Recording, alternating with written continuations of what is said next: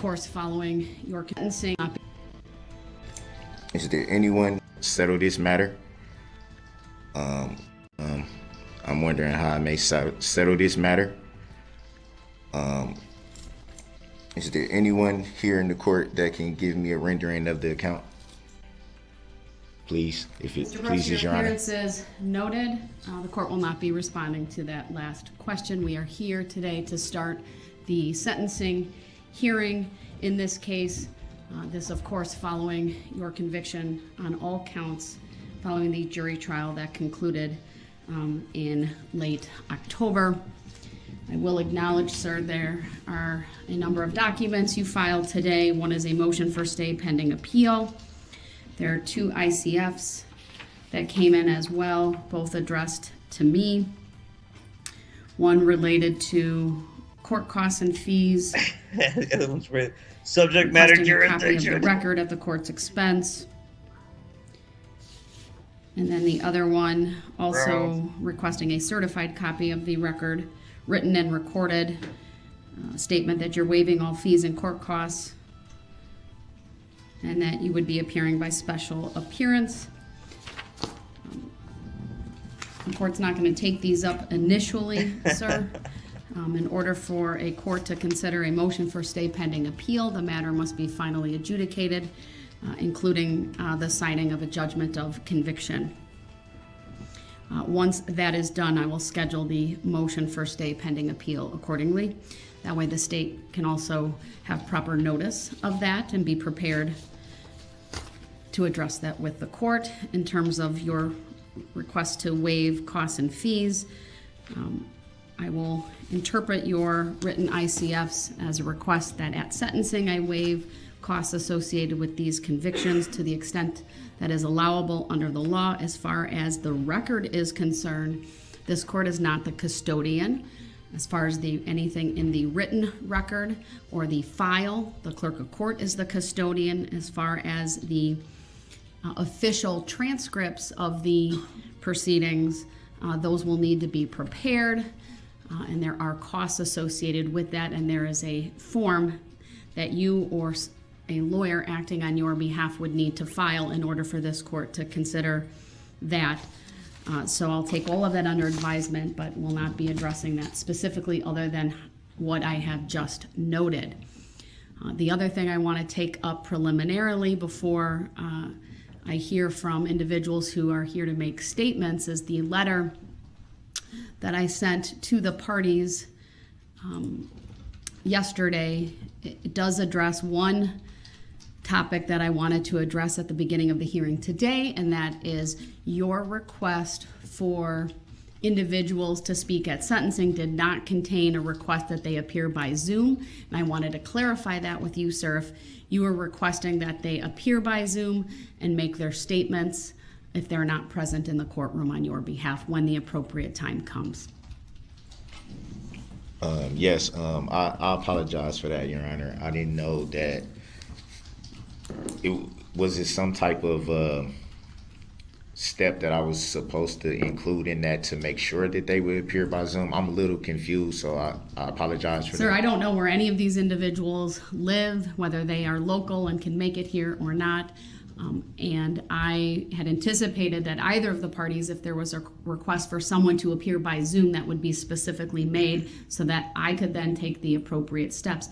There is time. My intention would be that when the state has rested their portion of the sentencing hearing, all of their speakers have spoken and they have given their sentencing argument, that I would, depending on where it's at, probably take a break, start up the Zoom at that point, allow the individuals who wish to make a statement on your behalf to do so one at a time. But otherwise, I wasn't going to keep the Zoom up because the proceedings are being live streamed.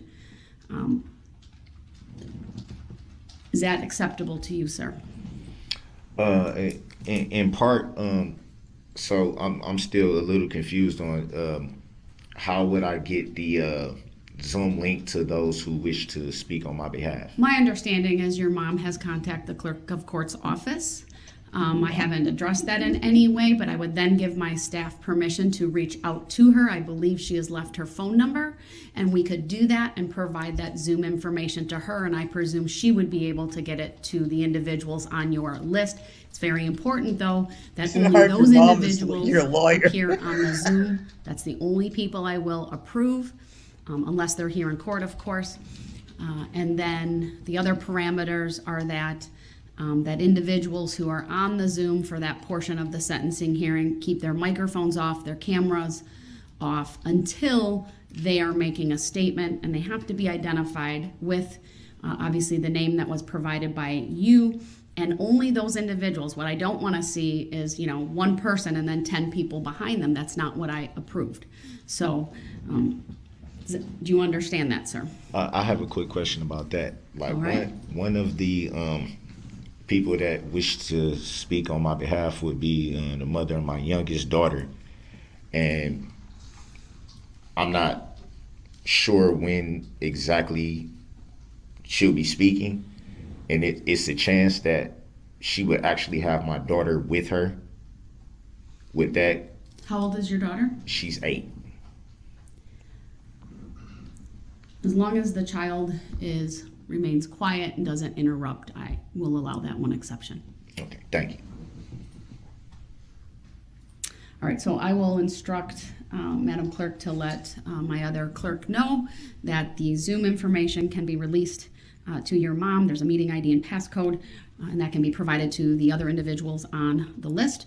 And I anticipate that won't be until sometime this afternoon that we get to that portion of the sentencing hearing. So if they have, because I know my grandmother would like to speak, and she's very, very elderly, so if she has any trouble like accessing it, will someone probably on my behalf be able to walk her through that? Or Well, I assume she might need help with that, or someone will be available. she's 80, so I don't think she's. Well, I know that she's not the most. I trust they will have Savvy. that all figured out, sir. So, all right. All right, then. Is there anything else the parties wish me to address preliminarily before I turn to the state? Yes, Your Honor, I do have a few preliminary matters, please. Let's hear from the The state. filings that you just referenced from Mr. Brooks, I did not see those in the electronic queue this morning. Would it be possible for the state to get copies, please? Yes, they believe were hand delivered. Or Gotta follow your Zach shit, may be- man. Mother Clerk Zach may be doing that right now, and we'll make sure, but Teresa can make copies for you as well. Okay. I also wanted to ask a couple of housekeeping matters, Your Honor, as far as timing and scheduling. If we complete the hearing today, then I assume that eliminates the need for the hearing tomorrow. Is that correct? Or do you see a version where we come back tomorrow no matter what? I do see a version where we come back tomorrow, no matter what. I want to be able to digest the statements from everyone and process them accordingly. There's going to be quite a few for both sides, and I think it's appropriate that I take the overnight to do that and come back tomorrow to render the sentence. Okay, thank you. That's very helpful. The other question is we have the easel back in the courtroom. Some people did want to display some foam boards. If it meets the court's approval, we'll leave it at this location and then just pass up the exhibits, and Detective Reichman can display them if that's okay with the court. Well, I would certainly like Mr. Brooks to be able to see them as well. Mr. Brooks, are you able to see the easel from where you are? Otherwise, I could have it put in the witness stand too. And then Detective Reichman could just Sure. kind of facilitate that. Sure, okay. That will work. And then other individuals have brought digital photographs that we'll be displaying. So we'll need your He's clerk's confused. assistance with that. He's got And again, we'll be questions. using Ms. He's- Gussie at the back he's- table to accomplish that. He's concerned about how his rights are being All right, violated. anything else from you, sir? before we start There's this one? some eyebrows. Yeah, just really quick. Here we go. Very quick reference to the ICFs. I did address ICF to the clerk of courts in regards to the record. So I did. I should have mentioned that when you was talking about it, but I did. Actually, I addressed it to her personally. I trust she'll respond in due course then. Anything else? Not at this time, man. All right. I will note that it appears yesterday some restitution information was filed. Was that hand delivered to Mr. Brooks, Attorney Opper? You gotta give him The some restitution information, was that hand delivered to some Mr. credit. Brooks? He hasn't Yes. taken the shirt Everything off. we filed yesterday was He hasn't provided to Mr. mentioned, Brooks personally in the jail, Your Honor. To that, Your Honor, there were a Subject number matter. of documents that I did not accept. Jurisdiction or anything like that. Why are you worried about I'll documents have mainly- that are print them basically off. just There's a saying how you're restitution going request to from the jail Waukesha for the rest of your School life? District, I don't get it. totaling, I don't get it. well, that's just one piece of it. Let me look at the letter again. There's a letter from the state and then a crime victim compensation request as well. The state will be requesting $47,193.29 to EMC Insurance Company on behalf of the School District of Waukesha, and additionally requesting $124,220.65 Yes. to crime victim compensation. That's the program through the Department of Justice. And supporting documentation, I believe, was also filed. Let me just look for that. Money. You owe money for In the beginning, Your Honor. all And we'll have it the printed time off. you wasted. It was delivered to him yesterday, Oh, whether we're he just- accepted it or not, We're I just don't getting know, but it's started, available buddy. to him in the jail, Your Honor. All right, understood. All right, thank I don't you. have it, just for the record. Madam Clerk will print. All right, so if I understand this correctly, they're going to nail him for every moment wasted in court, and rightfully so. It off, and you'll have it shortly. I don't know if where they put it after I didn't. And the reason why I want to state this for the record, the reason why I didn't is because I didn't know what it was. When it came to my cell, I was sleeping, so I was just like, whatever, and I getting it. So it wasn't like a exchange or anything like that. It was just like, hey, you got some help? It's like, yeah.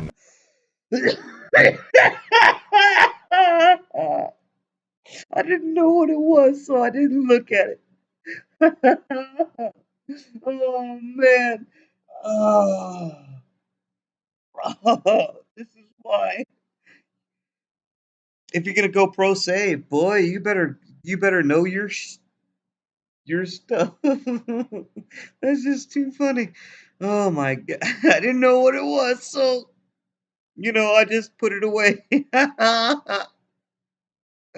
Oh my god, I can't believe I'm still getting some gold friggin' comedy from this fucking jackass. Oh. And he was like, all right. All right, they'll be noted for the record, but again, it is being provided to you this morning, and you'll be able to review that as you see fit. All right, then Attorney Opper, one last question from the court. Do you anticipate making your sentencing recommendation at the conclusion of all of the other statements being made? Yes.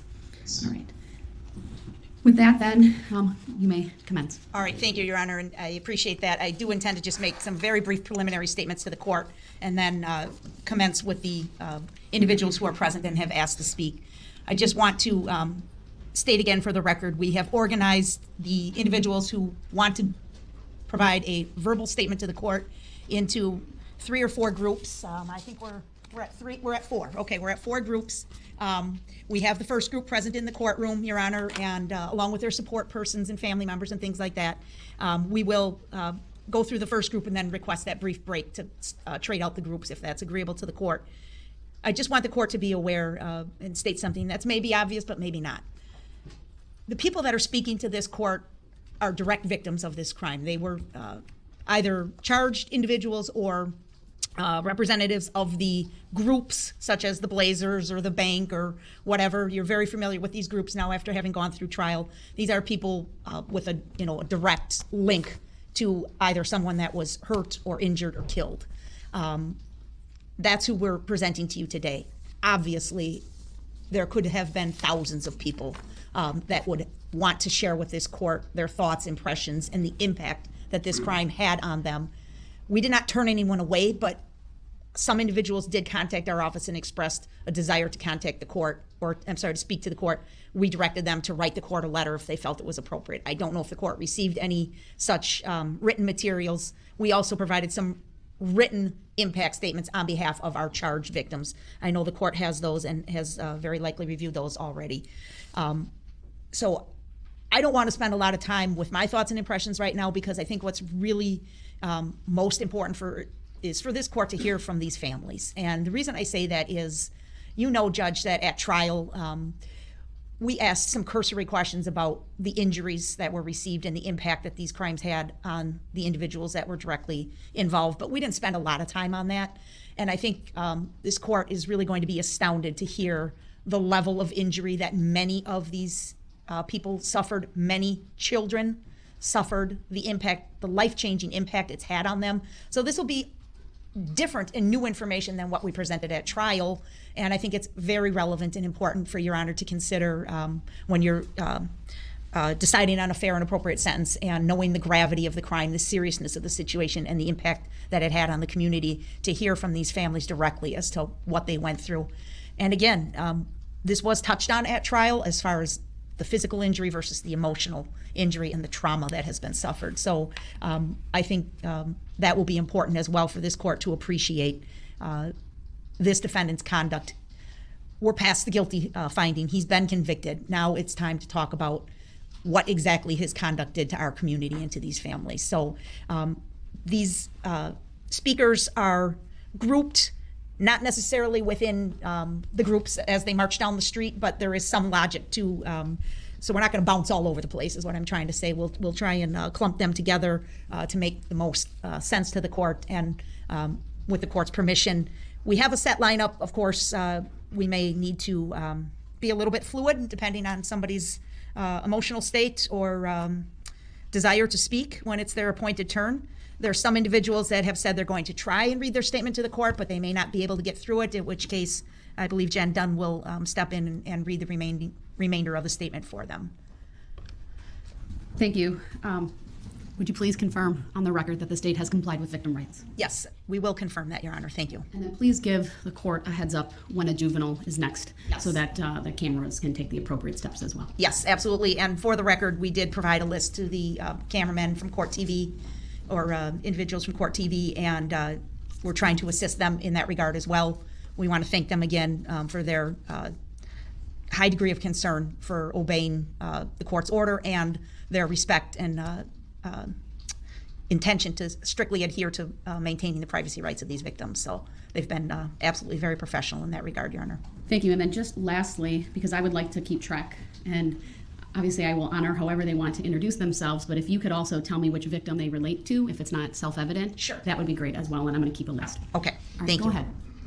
All right then, I believe our first speaker would be Lori Loken.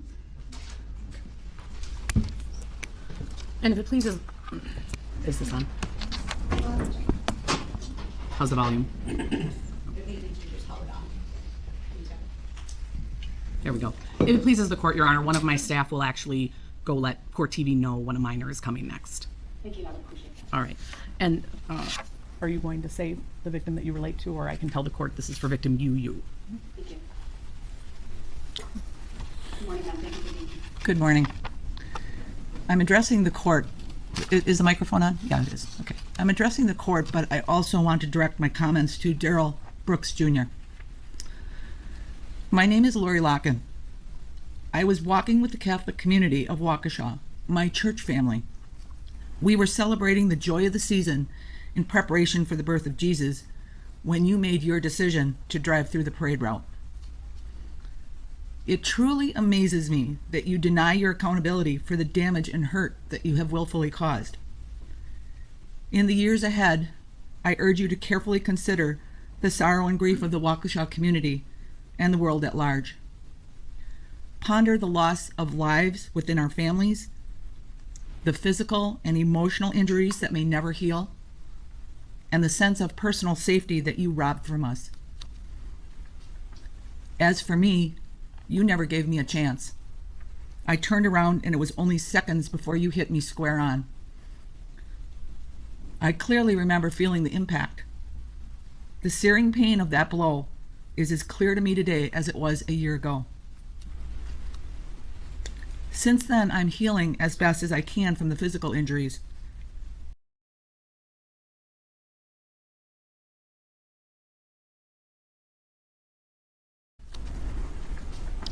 As for me, you never gave me a chance.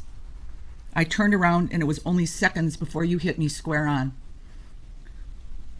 I clearly remember feeling the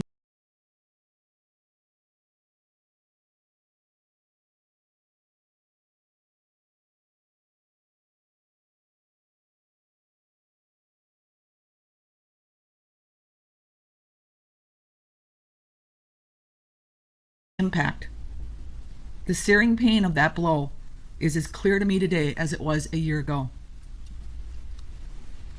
Since then, I'm healing as best as I can from the physical injuries. but you took away my peace and my trust, something that I will never regain. My prayer for you is that you will find your salvation in the midst of this evil.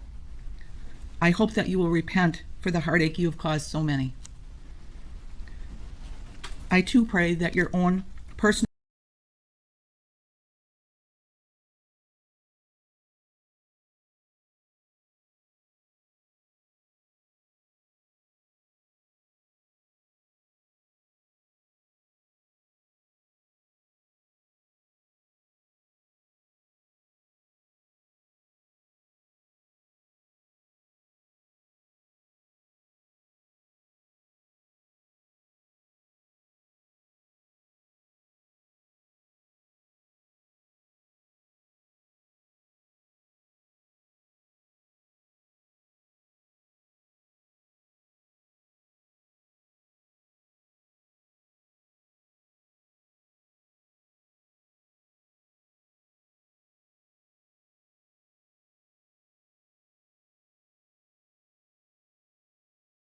wounds that you have sustained through your life, which has created so many demons in you, will be healed through this action.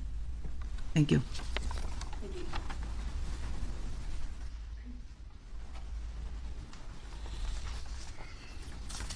Thank the court for this opportunity. I am Bill Mitchell, formerly known as Victim ZZ. To you, Mr. Brooks, I'm charge 52. On November 21st, 2021, I was marching with the Catholic community of Waukesha in the Waukesha Christmas parade. I was walking in the back and I noticed our banner was flying up because of the wind. So I went up to hold down the middle with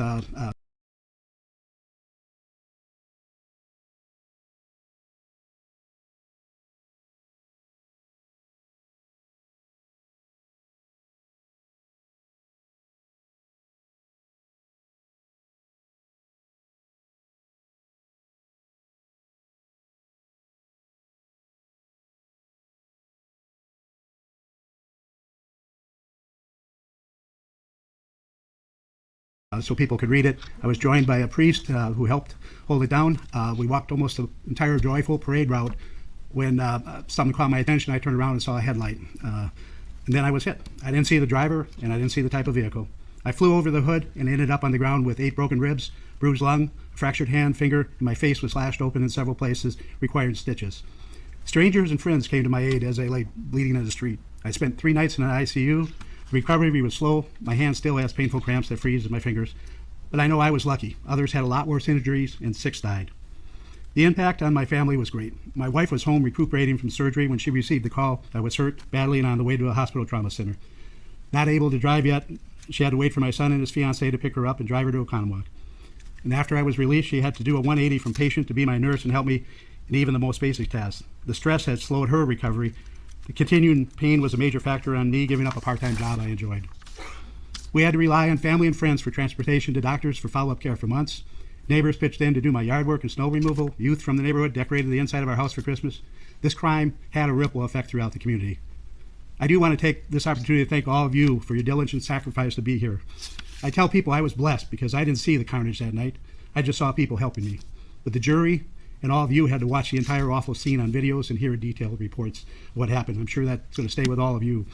I want to thank the judge for her patience and knowledge, the police, Detective Casey, for their thorough investigation and quick arrest, the prosecution for presenting such a strong case.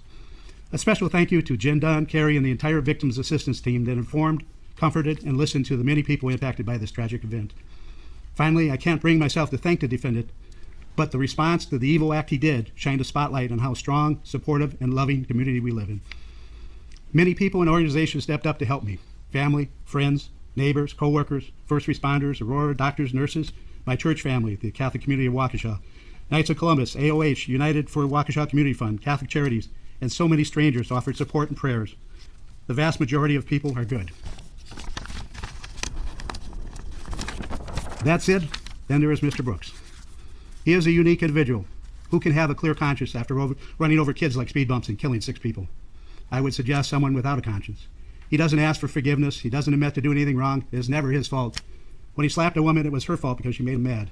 I believe if he made it home that night with the red SUV, he would have told his mom the damage wasn't his fault.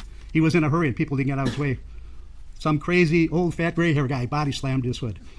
I didn't watch all the trial, but the parts that I saw showed Mr. Brooks had a lack of empathy for his victims or remorse for his actions. The only regrets he seemed to have is that he was caught and the impact on his own life. Free, he would probably not drive through another parade, but chances are someone so self-centered as Mr. Brooks will hurt other people again. The only life he seems to value is his own. I don't believe that Mr. Brooks will think about me or any of his victims ever. The feeling is mutual. I really don't think much about him now, but when the prison door closes on this felon, I won't think about him again. I do hope Mr. Brooks will use the Bible for more than a courtroom prop. He may want to start with the basics that I know his family had taught him, thou shalt not kill, but then he might want to read Galatians chapter 6, verse 7. Your Honor, I hope you give him the time to read and study the Bible. Mr. Brooks did everything he could to try to make the trial a circus. It is not a circus. It's not even about Mr. Brooks. Today, the court will hear what the trial is about, the victims. And as former victim ZZ, I would ask the court for a sentence that keeps the defendant, Darrell E. Brooks Jr., away from society forever. Thank you. Thank you, sir.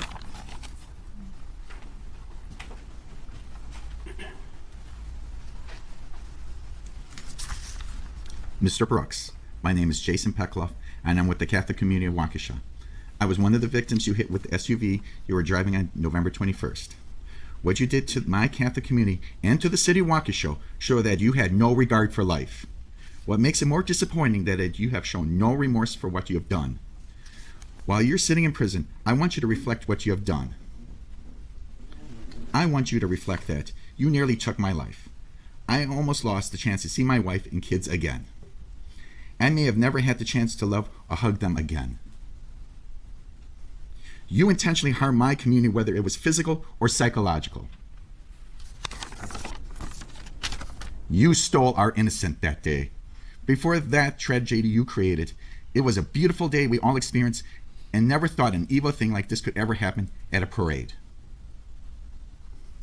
My friend, myself, and the Waukesha Catholic community were asking parishioners and their families to participate in this parade.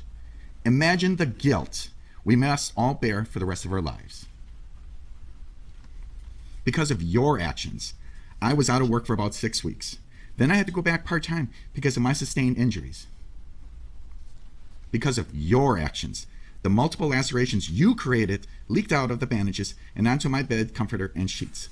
What an awful visual to have. Because of your actions, I could have lost my foot. Thank God my nurse friend was checking on me. Because of your actions, my wife cannot get the images out of her mind of what you have done. You have forever scarred her. Because of your actions, my wife had to hand over my children to our community friends to check on my lifeless body. Because of your actions, I gotta say, I cannot believe this indignant look on his face hearing this stuff. He doesn't care. He doesn't care at all. mind of what you have done. You have forever scarred her. Oh, yeah. Because of- Roll your eyes. Roll your eyes again, Mr. Brooks. We all know who you are. You're a piece of shit. All right, now I hope you burn in hell. Burn in hell, you piece of shit. Your actions. My wife had to hand over my children to our community friends to check on my lifeless body. Because of your actions, my children, 4 and 6 at the time, had to go with a grieving friend to find her own child that was in lockdown. It took a while for them to be reunited. Because of your actions, my children are scared to death when they had to cross the same street you drove down. They were bawling and begging me not to cross the street. Because of your actions, I need to reassure my children that it is safe at parades. Not sure they ever feel 100% safe. Who the fuck is gonna go to a parade and walk Because the of show your and feel actions, safe again? not all people in our community are ready to go back to the parades. Again, you stole that innocence from them. Because of your actions, my children are scared of sirens. Mm-hmm. Because of your actions, they were scared of red SUVs every time they saw one. They cried and hid. Because of your actions, I walked into the entrance of my children's school and felt like a triage unit. I saw children on crutches and a walker. What an awful image to be burned into my memory. Because of your actions, I feel terrible. I could not help my community and the city by testifying during the trial. Your cowardly actions did this. Your cowardly actions, he says. Your actions forced my family to seek out therapy and resolve in their minds what happened. Your actions made us second guess what we did that day. What could we have done differently? During this trial, you show no remorse. It makes you look like a monster. During the trial, you show little regard and respect to the court. It makes you look disrespectful. During the trial, you treated multiple witnesses terribly. You were trying to twist the words of our pastor, who is a man of the cloth. You made a comment to a witness you injured that he was walking fine now. It makes you a callous jerk. Despite what you have done to my community, I forgive you. Forgiveness does not remove the need for justice. Justice must be served and you must go to prison. My prayer is that forgiveness will heal your wounds and the wounds for the city. Thank you. Wow. Wow. Wow. Wow. Wow. Wow. Wow. Wow. Wow. Good morning, Your Honor. My name is Margaret Petrulis, victim BBB, count 54. I know I am blessed to be here today to present my statement to the court. Darrell Brooks's choices on November 21st, 2021 took a toll mentally, physically, and emotionally on me, as well as affecting my family. I remember the moment someone yelled car, and I turned to see a vehicle behind and to the right of me. My thought was, what is this vehicle doing here? After that moment, I have a void in my memory. My mind won't let me see what happened. I remember my thoughts. Oh my God, this can't be happening. Please, not my hip, not my leg. My next memory is lying on the ground with a person from our group and a nurse talking to me and asking how I was. They worked on keeping me calm and from going into shock. I will always be grateful to them. Every night I would lay awake and replay the incident to see if I could get the memory back. Months of counseling and the passage of time have helped me be somewhat okay with not knowing what happened. One of my fears is that when I least expect it, the memory will return. After being impacted by the vehicle, I was laying on the ground with severe pain to my left leg. Emergency people stopped by, and one questioned whether I had been shot, and all I could think of was why would I have been shot. I was eventually lifted into a police SUV and taken to Waukesha Memorial Hospital. I was examined and was released after being diagnosed with a broken bone in my left foot. I was instructed to wear the boot provided by the hospital, sit in a recliner, keep my leg elevated, and not put any weight on my left foot. I was instructed to follow up with an orthopedic doctor the following week. I went home and found it very hard to get from the car into the house. I couldn't figure out how to walk without putting my left foot down on the ground. My stomach was nauseous from the pain medicine. My husband and daughter assisted me into the house and sat me in a chair. I immediately passed out, and when I came to, my husband and daughter were concerned that I had had a stroke. They called 911, and I was transferred to Aurora Trauma Center. I was examined head to toe and again released with a diagnosis of a broken bone in my left foot. We live in a tri-level, and I was able to get to the lower level where there is a bedroom, a bathroom, and a family room. For the next 6 weeks, I would sit in the recliner with my left leg elevated and ice packs applied. I also slept with a wedge that kept my leg elevated while I was sleeping. Okay, so After experiencing more pain in my left leg, I was sent for an ultrasound, and the ultrasound found a hematoma. I really don't care about your personal. We're looking for impact of the community, impact of people beyond your own discomfort. Sorry, I'm being choosy here. On the inside of my to hop on my right leg using a then applied the boot sock and a boot and 3 rounds healed in my Yeah, could not my walk any great my distance. I Such as under physical therapy, 4.5 months and 3 rounds of thinking no one would be able to figure out on November 21st. If a healing, I felt isolated I and pain felt, as I yeah, felt finally it's all about you. to look like it was before You're November as bad as 21st, he is, 2021. Fuck. Was the priority. From there, the kids I could. Forgiveness is a choice. I know that I can forgive you, Darrell Brooks, without forgetting the trauma you caused, without you apologizing She's and not going acknowledging to. your actions. I don't know. This I may don't take some forgive time you. for me to accomplish, but after today, I will not let your actions take over my life. I will move on. Regarding sentencing, Your Honor, I would like to request that due to Darrell Brooks's total lack of concern for human life on November 21st, 2021, that for each count that the jury returned a guilty verdict, Darrell Brooks receive the maximum sentence for each of those counts. Thank you. Thank you, ma'am.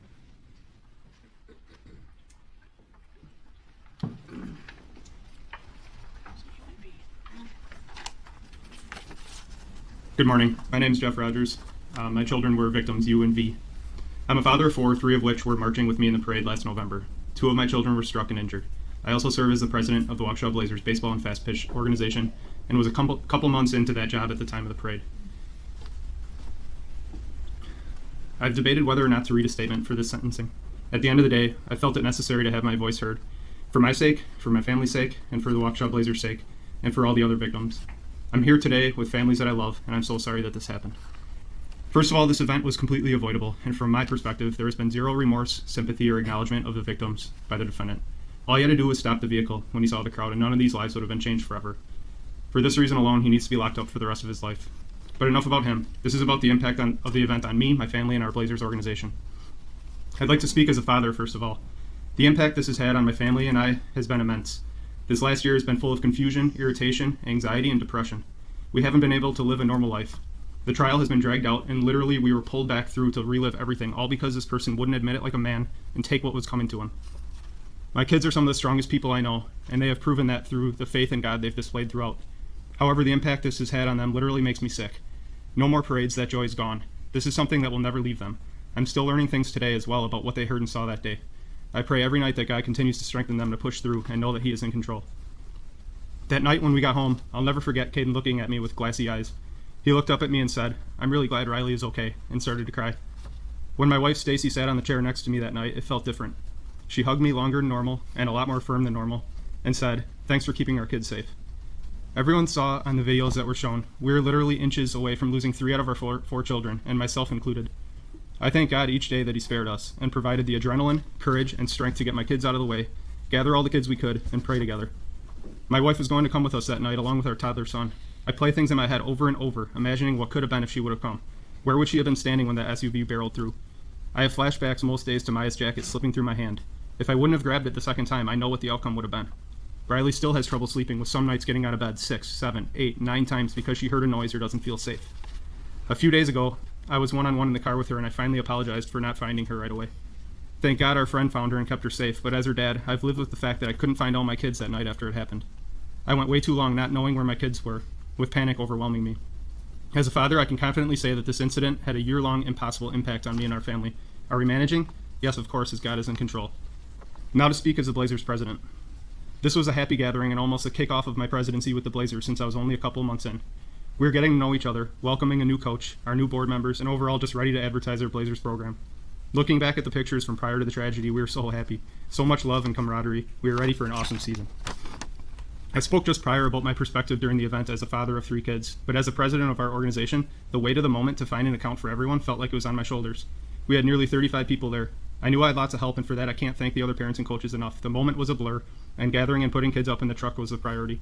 From there, the kids I could find huddled with me in the theater, and we said a prayer for those injured and being attended to. I knew that the next few days were going to be intense, but I never fully grasped how crazy the following days, weeks, and months would be.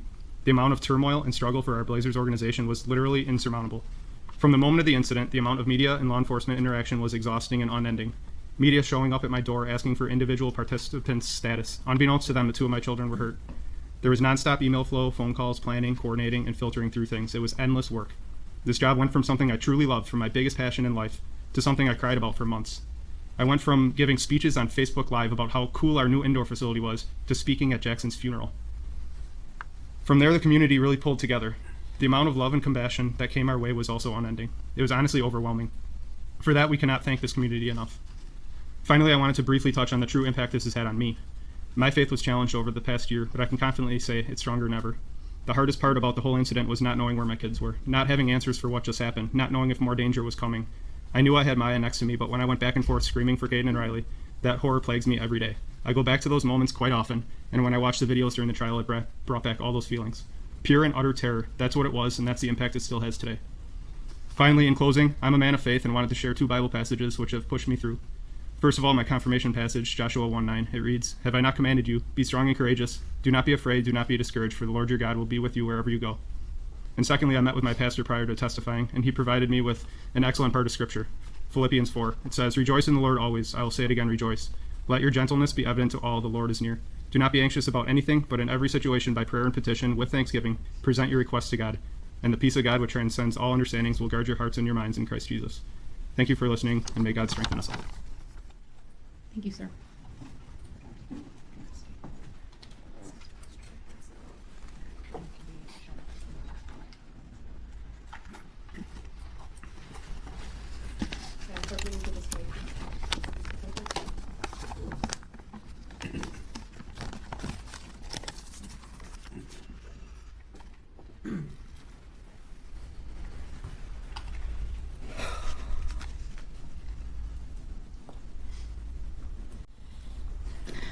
My name is Jessica Gonzalez, and this is my husband, Juan Gonzalez Lopez. We represent the Blazers organization, as well as many others, and you could even argue the state of Wisconsin. Last night, as I thought about my statement, my son scooched over on the couch and snuggled into me. He laid with his head on my lap, and I stroked his hair. We stayed like that until it was time for bed. He knows we're here today, and it was as if he knew we needed a little extra love last night. Moments like these should be pure with love and affection, but since November 21st, they are mixed with flashes and images of what could have been. Mama, I'm here. I was on the other side. This is one of the memories and words that I'll never forget and hear dozens of times a day without warning.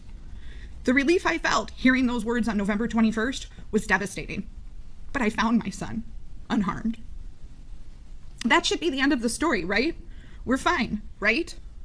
Physically, yes. But fine is a word we use when people ask us if we're okay. But we're not. It was only a short time before we had readied for the parade, got our hot cocoa, and took pictures to snap a shot of the fun about to be had. Before the parade, I left him with his teammate and new friend Jackson at the Blazers drop-off spot and walked my daughter to her dance team location. With my mother-in-law visiting from Mexico, she was excited for her first Christmas parade. Stationed at the corner of the Clark Hotel with friends, my daughter's dance group waved with smiles as they passed us. She was headed to the library where I would pick her up. The Dancing Grannies, one of our favorite groups, performed flawlessly as they passed us. My son's baseball group was after the extreme dancers, who were within sight. Then the gasps and screams came from everywhere, and the red SUV sped past us. I yelled stop and put my hands out like I had the power to make it happen. I felt like I was punched in the stomach when I realized the SUV came from the direction of my son's group. Panicked and lightheaded, and knowing my daughter was safe, I ran to find my son. Running through the streets, my legs felt like they had a life of their own. I found Jackson first. I saw his little body in his Blazers jersey. His eyes looking up, looking nowhere. I knew he was hurt badly. Seeing Jackson on the ground, I began looking for my son amongst the rest of the bodies. I screamed hysterically, searching frantically. What ifs filled my head. I heard Mom from so many directions, but it wasn't him. Finally, it was. I turned to see him with other Blazers who were in the team truck. He called out to me, "Mama, I'm here. I was on the other side." Yes, I found my son unharmed, but after, the chaos continued. We ran. I covered his eyes as we rushed back to our group. I called my husband to tell him something terrible had happened, but had no words to explain. Headed for the library, we were told there was an active shooter. We ran again. I covered my son's head with my arms so bullets would hit me first. He cried. I tried to assure him and myself that things like this don't happen. At the library, I ran up the stairs and shouted for my daughter, who was huddled with a friend and her daughter. Yes, I found my children unharmed. But after, the pain and terror continued. After the parade, we discovered people had died, and that several people in my son's group were hit, including his coach and teammate. We learned that my son's teammate was in critical condition, but I already knew this. I still see his eyes without closing mine. What does it feel like to attend a funeral of a child your age? I hate that my kids know. I hate that I didn't get a chance to cheer on my son and Jackson during the baseball season last year. I hate that my son said it was weird having one less teammate. For more than a week, it was late nights to avoid sleep, and our family of 4 piled into one bed. There was no question this was a traumatic experience. Counselors were available. My son didn't want to talk about it, and today still doesn't. I tried to return to work. I tried to return to teaching. I couldn't make it through a day without feeling hypervigilant, startling at every noise, having a panic attack from the sound of a door, shout, thud, gasp, anything and everything.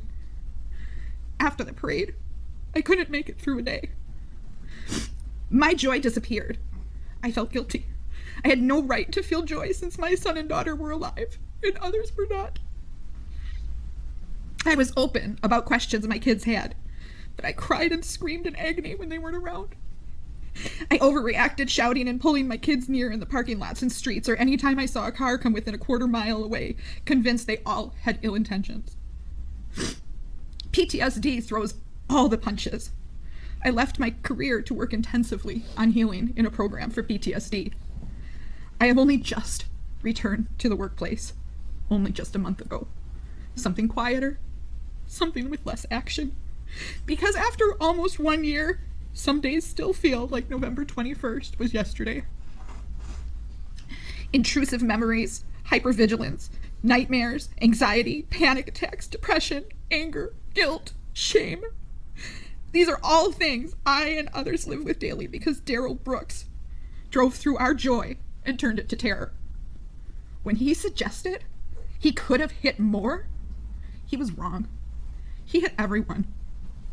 The toll this event has taken on everyone, physically hurt or not, is tremendous. And it sickens me to know that there are so many others with a similar story as ours. I know some today may offer forgiveness, but for me, forgiveness is for accidents, for mistakes, or poor choices that the offender expressed. All right, freaking with your SJW shit. Fuck, yes, we know that you weren't personally impacted, but oh boy, you're gonna fucking cry about it. The way that you feel, and yeah, he's gonna roll his eyes, and you're gonna cry, and I don't know how they got her on the fucking stand, honestly. Well, never mind. I'm gonna take that back. We're just not gonna talk about that. I'm Lindsay Conkle, and my family walked with the Waukesha Blazers. November 21st, 2021, my family walked in the Waukesha Christmas Parade. My boys were dressed proudly in their baseball jerseys, streets lined with smiling faces. The crowd was happy and excited. In a split second, excited cheers turned into sounds of screaming and horror. A trail of bloody bodies were left laying in the road. My family was not physically injured that day. We somehow dodged the path of the car by inches. Our mental and emotional injuries were severe, and they remain a struggle for us every day. We have the image and the sound of SUV plowing through people burned into our minds for the rest of our lives. My children were separated, and I ran through a trail of bloody bodies that were left laying in the road. I will not forget how many people I saw. Some seizing in an intersection, some unconscious, and some not. My children cried themselves to sleep for weeks after, and still do. They still wake up with nightmares, as do I. They could not walk in a parking lot without clinging to me, shaking and terrified that a car would try to run them down. We suffer from major panic attacks and PTSD. All from a day that was supposed to be happy and exciting. As parents, we have to try to help cope with our children, but we do not know how to cope ourselves. My children, my family, and I, and every person that we know will never be the same after that day. There were many people that were fortunate enough to walk away unharmed. However, Jackson Sparks was not one of those people. A child, 8-year-old, walking next to his big brother with his whole life ahead of him. The next time my children wore their baseball jerseys was to a funeral. A funeral for an 8-year-old boy, their friend, their teammate, that they have spent many days playing and making memories while at their brother's baseball games. His family and friends will never see his smiling face light up a room, and his team will never be able to celebrate a win with him on the baseball field ever again. Every moment of Jackson's life that was ahead of him was ripped away by Darrell Brooks. You, Darrell Brooks, you hid in a children's playhouse and ditched your hoodie and a sandal. That playhouse happened to be my children's at the house we just moved out of a couple of months prior. That playhouse was built for them, built for my sons, and you hid there after you left their friend and teammate lifeless in a road, along with many others. You didn't just get lost in a parade route, you disregarded police and the safety of hundreds, and you disregarded life. You very selfishly ripped away the joy from the families who were there just to bring joy to others. There are many holes left in our community, but our community has grown stronger and we all have each other. You, however, will have no one. You will have no one in a cell where you belong for the rest of your life. Thank you, Judge Darrell, and we ask that please he never see the light of day again.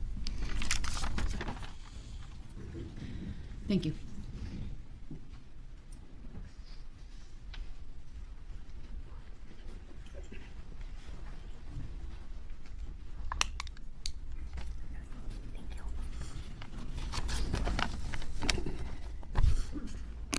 My name is Sherry Sparks.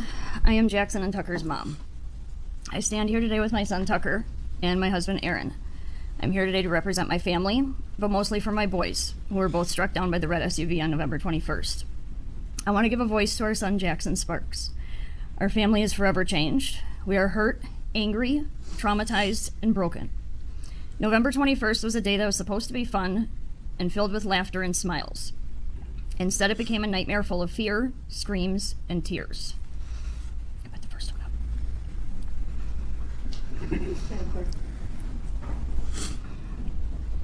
My boys were walking in the Waukesha Christmas parade with their baseball teammates, friends, and coaches. It was a chilly and windy day that day, so we all layered up and prepared to kickstart our holiday season. We met up with our Blazers group, decorated the truck, prepared the buckets of candy and flyers for the boys, took some group photos, and then I left to go find my seat near the end of the parade route and wait for our group while enjoying the parade. I had no idea then the nightmare that was coming my way. Nor did I know that it would be the last time I would hear Jackson's voice and see his smile. I wish I would have known then that the hug he gave me before I went to sit down was the last hug I would ever get from him. I would have held on to him a lot longer. After the red SUV flew past us, it was pure chaos. I will never ever forget the horrible sound of the car hitting bodies and the thud of bodies landing on the ground. I immediately grabbed my favorite plaid blanket, ran up the street to find my boys. What I found shook my world. I saw Jackson first in the arms of a police officer. He was running him to get him medical attention. My husband was right behind them and told me that Tucker had been struck also. Pointed me back to the direction where Tucker was. Can you do the second photo, please? That's Tucker underneath my blanket there, the plaid blanket. My world came crashing down at that moment. I wanted to scream, I wanted to throw up and cry. Adrenaline kicked in and I went to find my boy. I spotted Jackson's baseball hat lying in the road first. Then Tucker's hat. Then I found Jackson's shoe, which kind of led me to Tucker. I finally spotted him. He was one of the many bodies lying in the road, covered in blankets. I recognized the shoes on his feet. That's how I found him. They're sticking out from under the blanket. I stayed at Tucker's side as he lay in the road waiting for an ambulance to come back for him. He was semi-conscious, but we couldn't move him without a backboard due to his head being injured. They had run out of backboards. Luckily, a nearby shop owner / hero dragged a door out of her shop to roll him onto so we could get him out of the cold and get him warm. An hour laying out in the cold road where he was thrown from impact. You can go to the next photo, please. This is what we were facing next. Both boys had traumatic head and brain injuries. They both ended up in the ICU at Children's Hospital. Their rooms just a few doors down from one another. The next day, Tucker asked us about Jackson, if he was okay or was he worse than himself. Do you have any idea how gut-wrenching it is to have to explain your 12-year-old son that his little brother isn't going to make it? His injuries were too extensive for his little body to come back from, and that he won't be coming home with us ever again. Leaving him at the hospital was brutal. To see the confusion, frustration, and hurt on his face when he's standing over his little brother in his hospital room, taking in all the machines he was hooked up to. Tucker remembers everything up until the moment he was hit. He had actually turned around and saw the SUV coming towards them. He said Jackson was right next to him. He said he saw a few people get hit, and then he tried to run out of harm's way. He didn't make it. Being the protective big brother, Tucker blamed himself. He felt he should have tried to grab Jackson or done more to protect his little brother. It broke my heart to hear him saying these things. Tucker's physical injuries were also severe. He still struggles with memory issues and brain processing speed. The mental and emotional damage is severe. Survivor's guilt, PTSD, anxiety, he still gets headaches. His little brother was taken from him. He's suddenly an only child now. He misses his little brother and his playmate. Jackson brought out the silly in him, and life will never be the same without him. You can go to the next photo. Every holiday, special event, family function, vacation, there will always be an empty chair or space where Jackson should be. Jackson's absence is very prominent. Every day we face that vacancy, and it triggers sadness and trauma. Jackson's life was taken from him and taken from us. Life isn't the same without him, and it never will be. This morning, I should have spent the morning making him breakfast, taking him to school, hearing about his day later. Instead, I'm standing here in this courtroom, asking for justice for my boys. We came so close to losing both of them that day. I miss Jackson every second of every single day. I feel gutted and broken. It hurts to breathe sometimes. It hurts to live without him here. My mama's soul aches for him. I am emotionally and mentally exhausted. The pain I carry with me every day feels so heavy. Yet I have to push forward, still be there to help Tucker heal, and move forward with find our new normal. Can you go to the next photo, please? As a family of faith, we know this man will face God's judgment someday for his actions. Until then, we feel it is this court's duty and responsibility to all the victims to sentence this man to the maximum penalty allowed under Wisconsin law for each and every guilty charge. Oh, hell yeah, he's going to face man's judgment first. Our lifetime, nor our son Tucker's lifetime. We have learned throughout this trial that this man is incapable of empathy or remorse. He has shown no like sympathy third nor witness. apology for all of the pain, suffering, and loss of life he has caused to so many. You're fucked, buddy. This man not only took Jackson away from our family, he violently ripped Jackson out of our lives. Jackson was only 8 years old. 8. He only had 8 years here with us. He was robbed of everything. He'll never get to hit a home run, catch frogs with his brother again, meet his wrestling hero, Braun Strowman. He won't ask a girl to prom. He won't go to college, get married, or have children of his own. Jackson will never be able to do any of these things. These milestones will never happen. He was a bright light in our lives. He was very shy to most people, but those close to him, to his family, he was a big ball of energy. He was charismatic and full of light and life. His life was cut out way too short. Jackson and the other victims deserve justice. We deserve closure in order to heal and find our new normal. We hope to achieve that today. Thank you. And thank you, Prosecution, Judge Darrell. May God have mercy on your fucking soul, you piece of shit. Thank you for being here. At this time, Your Honor, we'd like to request a break and bring in the second group. Yes, the court's I gonna pray start God this has morning. mercy on his We'll take soul. about a 10-minute break. Thank you. Because God knows, man, ain't gonna have mercy on none of him. Oh, is that it? Where are we at? No, we're not even close. The others that were hit and how they were in the hospital for longer than. I hope they're bringing out the kids. On the record, the state may continue. Thank you, Your Honor. For group 2, I believe, Kelly, are you going to go? Jen's going to read for you? Okay.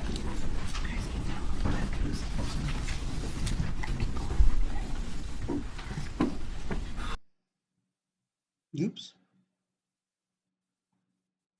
All right, we are back on.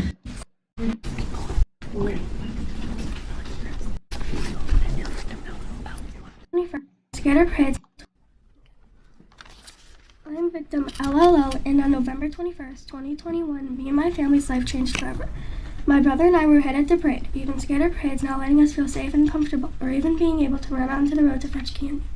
For example, when I went to the Arrowhead Parade, all my friends were asking me why I didn't want to go out into the road to get candy, and I said, because of the Walkie Shop Parade. And I was mad because if the parade incident did not happen, I'd be able to go onto the road to enjoy something as simple as a parade. When I got to the parade with my friends, I constantly remember to not go onto the road, to be better safe than sorry. It is the last thing I want to happen again. How could you do this? Think of your kids. Would you do this to them? I'm just a child with a lifetime left to live. I'm also here from my younger brother, victim KKK. When he was hit by the front of the car, he was traumatized forever. I feel his fear. I feel his pain, because when I was hit, I broke down into tears too. On the way to the hospital, we had to lay our head down on the floor because we heard there was a shooter. My fingers, my whole body was paralyzed in fear and fright. When we made it to the hospital, I was terrified because I thought I broke my fingers. And when they asked me what happened, I was too busy crying that I couldn't speak. I still think about this event to this day. The day after the parade, I couldn't even go to school because of what he did. All my friends were worried about me, texting me asking if I was even alive. Sometimes I even think of all the others that were hit and how they were in the hospital for longer than me, and how their parents were probably praying that their kids would be okay, and that this would be a once-in-a-lifetime happening. I think this should have never happened to us. The day I went back to school, everyone was asking me a million questions every time I was alone. Everyone was babying me, acting like one of my family members was killed. What makes it worse is that almost a year ago my dog died, and I have lived with him my whole life, so I was extra sad and upset.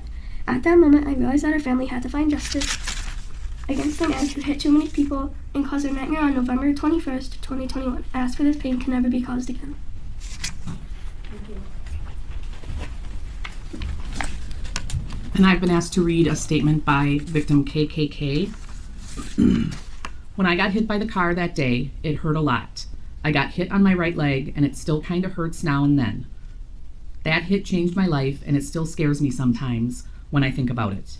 I also feel bad for the families who lost someone and everyone who died and was in the parade." And then he drew a picture of a SUV, and it says "car that hit me," and there's a little figure and candy bucket and bottle and me. So they handed that to me on behalf of victim KKK. Your Honor, we need to take a break for a second, please. I'm sorry. I'm sorry. It's important. All right, thank you. Do that.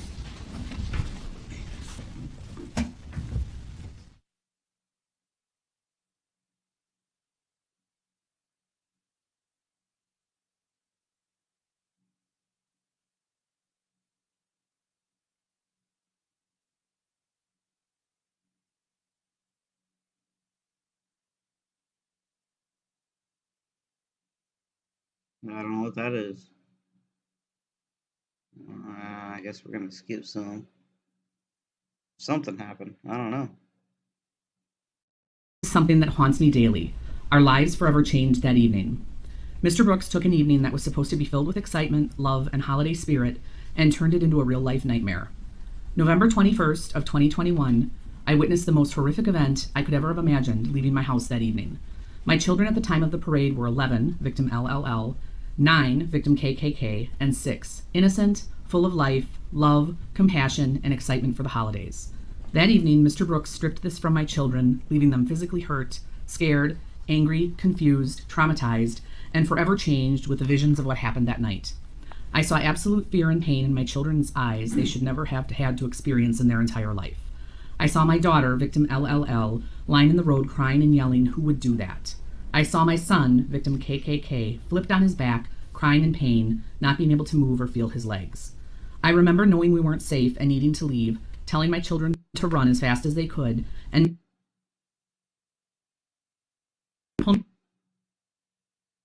or back to danger. I remember seeing parents laying on top of their children in fear and trying to protect them the best they could from what was happening. I remember sitting at every stoplight while driving my children to the hospital, trembling to the point the car was shaking. In complete fear, every car pulling up beside me was the person who hit my children. Yes, Mr. Brooks, I remember. I watched my son not be able to sit alone in a room for weeks. I watched my children not be able to sit still without being anxious and fidgeting for months. I watched my children wake up with nightmares to this day.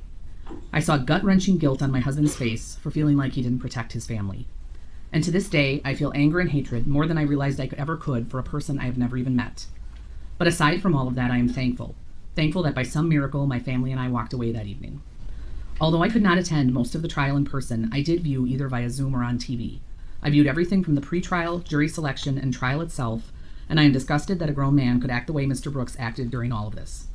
Mr. Brooks claims he was raised a Christian and his mother raised him better than he was acting at the beginning of the trial, but Mr. Brooks continued to be rude, selfish, and disrespectful, from sleeping during court, endless interruptions and outbursts, rude comments, facial expressions, and lack of remorse for his actions and how he was treating everyone in court, from the prosecutors, victims, witnesses, and judge herself.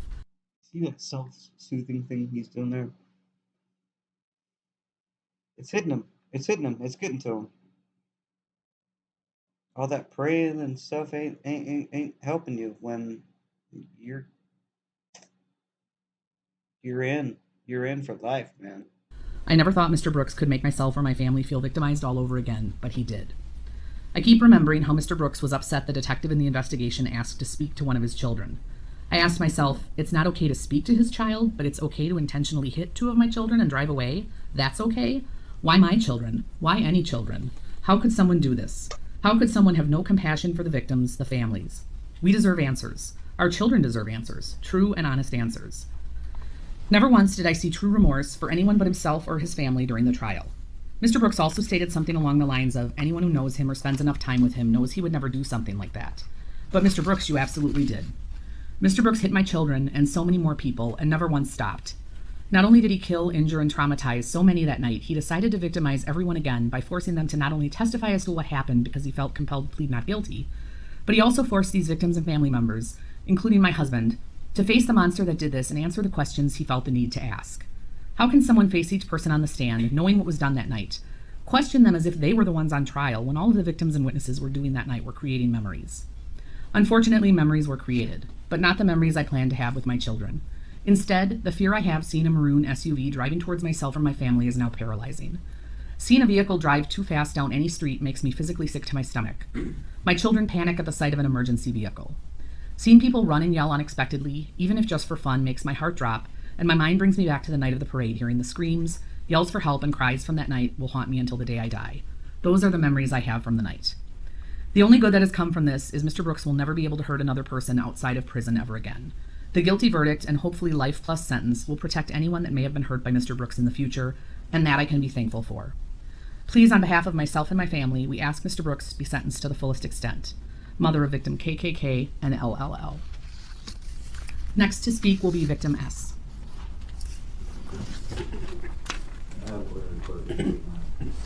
Go ahead, Mr. Brooks. I'm taking some notes, and I was wondering, For what? it was a little confliction there. Is victim KKK 8 or 9? I can't answer that, sir, but that was a written statement read from the mother of victim KKK. I apologize. I was just taking notes. For what? You're Go fucked. ahead. Stick your notes up your ass and light them on fire, because My name's Kelly Gravo, and I was You're walking done, in the dude. Christmas parade with my daughter, Adelia, on the 21st. I'm not one for public speaking, obviously. I'm very nervous. But I was given a chance to be a voice for my daughter, and that is what fueled me to stand here today. Now I can only tell you our story, but I believe the tragic events of that day have affected many of us in a similar manner. I can honestly say I have never felt the hatred I do for one person like I do this man. The very man that drove his vehicle into my 9-year-old baby girl, who was excitedly walking in the Christmas parade. She was so excited to dress up that day. As Cindy Lou Who, we spent weeks figuring out her costume, and picking her hairstyle. She was excited to have her hair and makeup done, and to help spread holiday cheer. I have a daughter. Man, if something happened to her, somebody hit her with a car, I would, pull out all the stops to make sure the person that did that suffered for the rest of their life. Here to see her friends and her family that were there to be spectators at the parade that became witnesses to this horrible act themselves. So many lives were changed that day, although many of us, for the most part, have healed physically. Emotionally, many of us have been scarred. I have questioned whether those emotional scars will ever truly go away, remembering the roller coaster of emotions that day. And after being struck myself, lying on the ground and seeing the tires pass directly in front of my face and just waiting for the pain to begin. Being filled with absolute fear of not knowing where my daughter Adelia was, or if she was okay, then running only to find her the way I did, the way so many of us found our loved ones that day, lying helpless on the cold, hard ground. My knees buckled the minute I got to her. Seeing my child that this so-called sorry excuse for a man ran a 3,000-pound SUV into her tiny little body. That's right. She's talking about you, buddy. There are so many She's talking times about you. when I close my eyes, I still see my baby girl laying in the street helpless, not moving, just staring in complete shock, not even recognizing her own grandparents when they came to her side. Seeing that look in her eyes will forever be embedded in my mind. As a parents, we are supposed to be able to protect our children, and that day many of us were reminded of the ugly in this world, that no matter what we do, there will always be monsters like Darrell Brooks that are lurking Burn in around hell, corners, you piece of just shit! waiting for a chance to play those parts in our nightmares. Yet even after causing this much pain and destruction, he wasn't even happy with that. He didn't stop there. He took it upon himself to be his own representation, knowing full well he would be given the chance to question us as victims and rip open the wounds once again and show no remorse. Double. I can tell you, sitting on the stand that day, reliving the horrific events, having him look in my direction, brought up so many memories and emotions of that night. Hearing his voice made me cringe with disgust and anger. He changed our Adelia that day. He stole her innocent, happy look on life and replaced it with fear and hate that no child at the now age of 10 should ever feel. Although those feelings are warranted, she was forced that day to see the ugly in this world also, and her joyous outlook on the holiday season was stolen.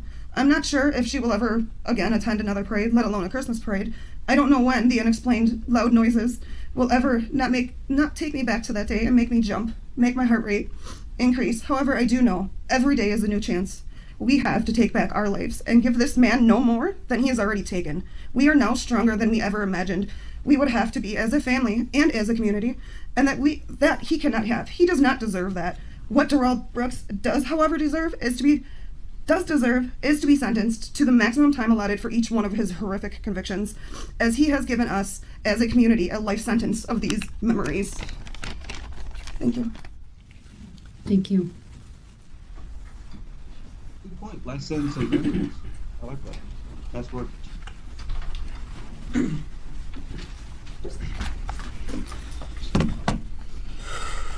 Why are you wearing a surgical mask, dude? Christine, the first one. Oh, it's because you're nasty ass fucking meth mouth. I forgot. Thank you.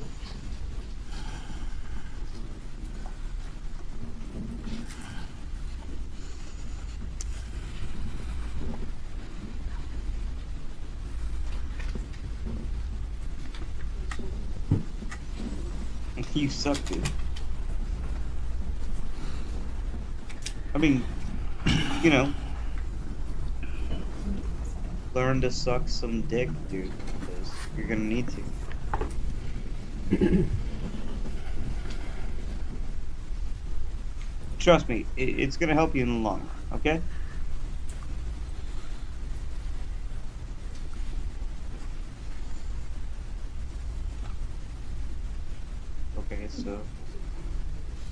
Okay, so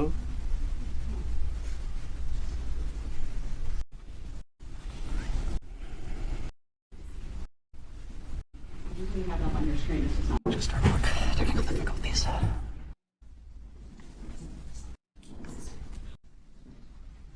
We didn't have a power cord, but no, that one. Okay. There's a change between what we were using earlier, and that's why probably it's not recognizing the computer. I apologize for the technical difficulties. Wait for the technology, but we will do that if you want to wait. Yeah. No problem. This is my department. Oh. Dude, that is the sweetest mullet I think I've ever fucking seen. Holy shit. What the fuck?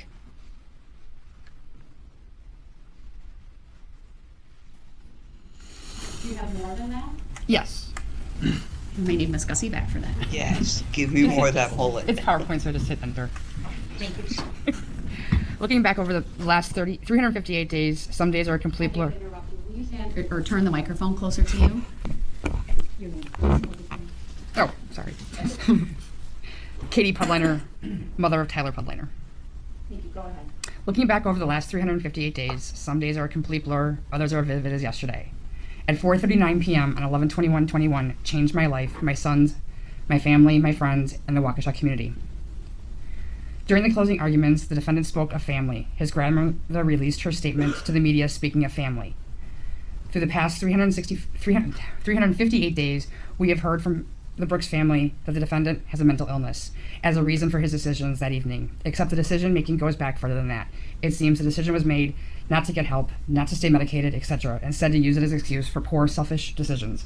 My family almost lost the only son, the only grandson, the only nephew, and that was not our decision. As a parent, I have carried the guilt that I debated with my son that he had to go to the parade that day. It was mandatory for his grade. The Packers were playing. It was cold and windy. I had to use a life teaching moment. He made a commitment to the band. This was all part of it. He left reluctantly. I talked to him shortly after I found a parking spot downtown to make sure he was warm enough and told him the general area where I was going to look for a spot to watch the band perform. I can't tell, man. From 4:33 to 4:34 p.m., I watched the South Band march and perform in front of me. As I was packing up my blankets and chair into the wagon, I noticed what I thought was between a 2008 to a 2012 maroon red Ford Escape driving extremely fast past me. I couldn't believe what I was seeing.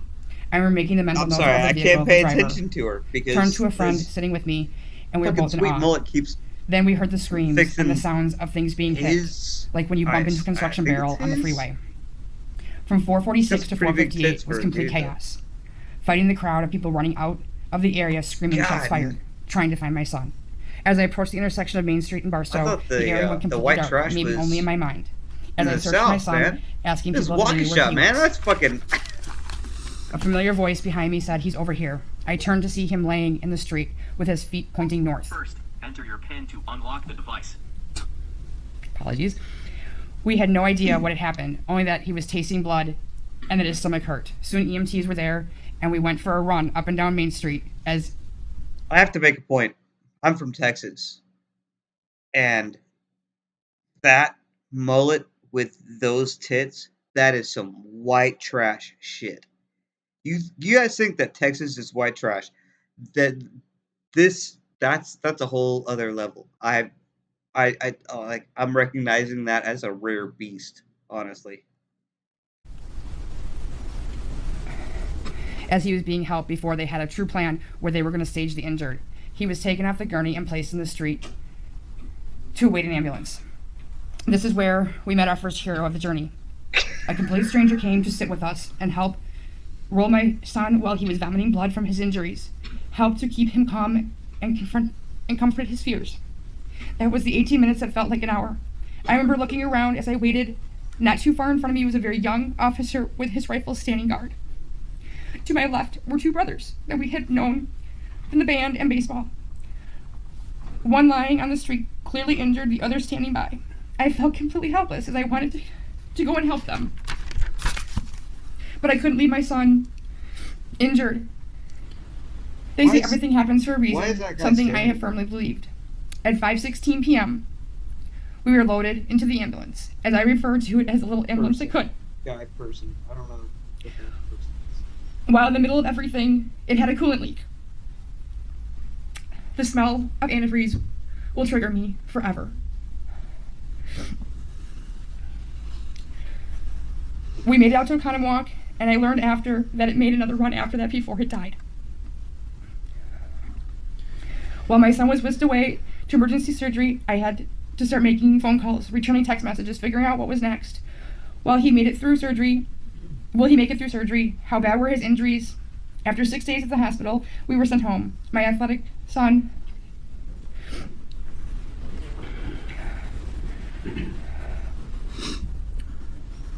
couldn't lift our cats, pour a glass of milk, put his socks and shoes on. He has a scar almost 2 foot long. And as a catcher, he questioned his ability to be able to play the sport he loves, the sport that he eats, breathes, and sleeps. After missing school and work for almost 2 months, Captain Titties? We were able to start to get back. Mullet Titties. And work up to a full-time basis over the course of a month. Somehow. What the fuck? One lingering injury brought questions if he could play ball for what would be the first full season of his high school career. COVID had canceled and shortened the prior two. April 6th, he took to the field with that bandmate that was lying in the street just a few feet from us. I'm sorry, I'm going to skip through the mullet. I can't. As we tried to find the sense of normal in between man. I mean, doctor's come appointments on. and How long procedures. are we going to mullet this? To address one more thing to Mr. Brooks. These are two team put together to represent us as the plaintiffs in this matter. Just like Judge Darrell, all of you have shown the passion, blood, sweat, and tears and extraordinary effort that has been poured into this case to give us the justice that many have desired and deserve. Consider yourselves true heroes to this community as well. I would also like to highlight Jen and her extraordinary team at Victim Witness Assistance. Again, a group of truly amazing people that I can't say enough words about to describe their amazing work. If we needed a shoulder to cry on, they were there. If we needed to make that late-night phone call to get the answers we desired, they answered. We can truly not thank you guys enough for all your hard work and unmeasurable amount of effort that you gave us during this case to our families. And you cannot forget about personally my favorite employee in the entire courthouse, Pepper. You know how they say a dog is a man's best friend? Well, Pepper is an entire community's best friend. I personally, and I'm sure that I could speak for all of us when I say this, could not be more thankful for all the donations that have been made, or have made Pepper possible. Jen and her staff have done an amazing job keeping her in line while she did what any dog does best. Gives us so much unconditional love that for a split second, you feel... And I've accepted that it won't be as normal as before. All of this, I still struggle to this day. I just keep moving forward, but I don't know when the nightmares will go away, when I will be completely healed physically and emotionally. Ran over along with other bandmates. Tyson never left his brother's side during this incident. He even took off his jacket to help keep his brother warm while he laid in the middle of the street. He then had to call his mother and try to explain what had happened. As he stood next to his brother, he saw blood coming out of his ear, nose, and mouth, and his leg that was pointing backwards. He would just keep telling Eric he will be fine and that Mom was on her way. He stayed with him until Eric was taken by ambulance to the hospital. Starting that night, Tyson had nightmares and had them for a week. He would wake up screaming and crying. And what made this even worse is he couldn't go to see his brother in the hospital, and my wife and I could not be there for Tyson the first few nights because we were with his brother in the ICU at Children's Hospital. I know that this is a impact statement, and that we're trying to get the gravity of the situation out in front of the judge. Oh, I love that. I love this cop right behind him with that face. I love that face. He's like, fuck this guy. He's like, I can't wait to take you to general population. Man, he might fuck him himself. He's like, man, I can't wait to get you fucking in private, and you know what? Inmate number, get to your knees, son. Oh, I wish you would have kept that hair out, so I could have held it while I made you fucking. Anyway, so that's probably gonna get me banned.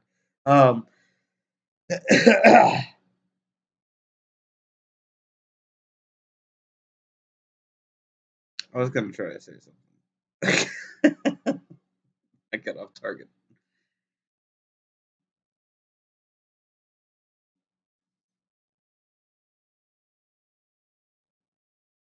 That cop, the cop's face behind him, totally.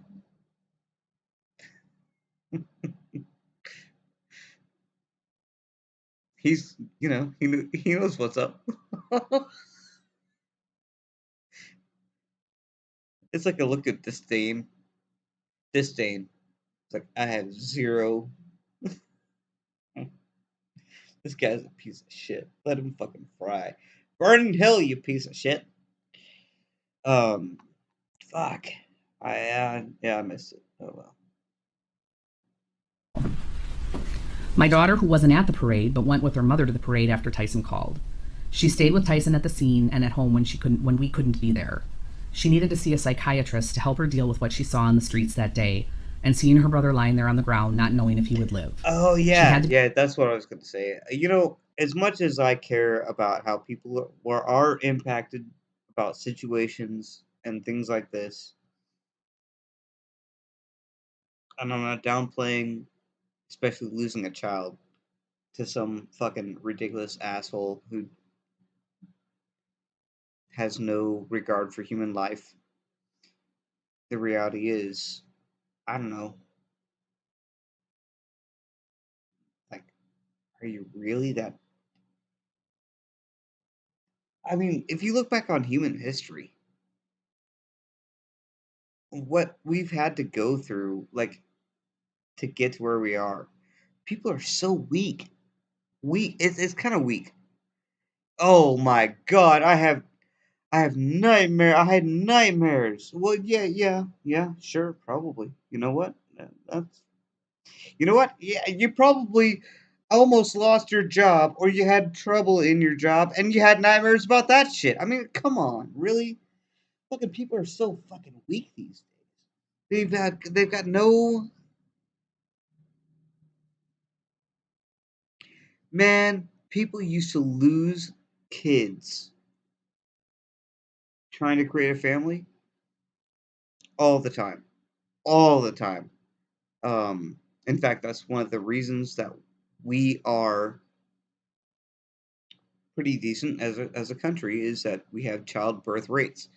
You know what fucks up our childbirth rates is abortions, honestly. But successful childbirth rates, we're kicking ass, man. We're doing great. People are fucking weak. Be in outpatient care for 2 weeks to help her through what she saw.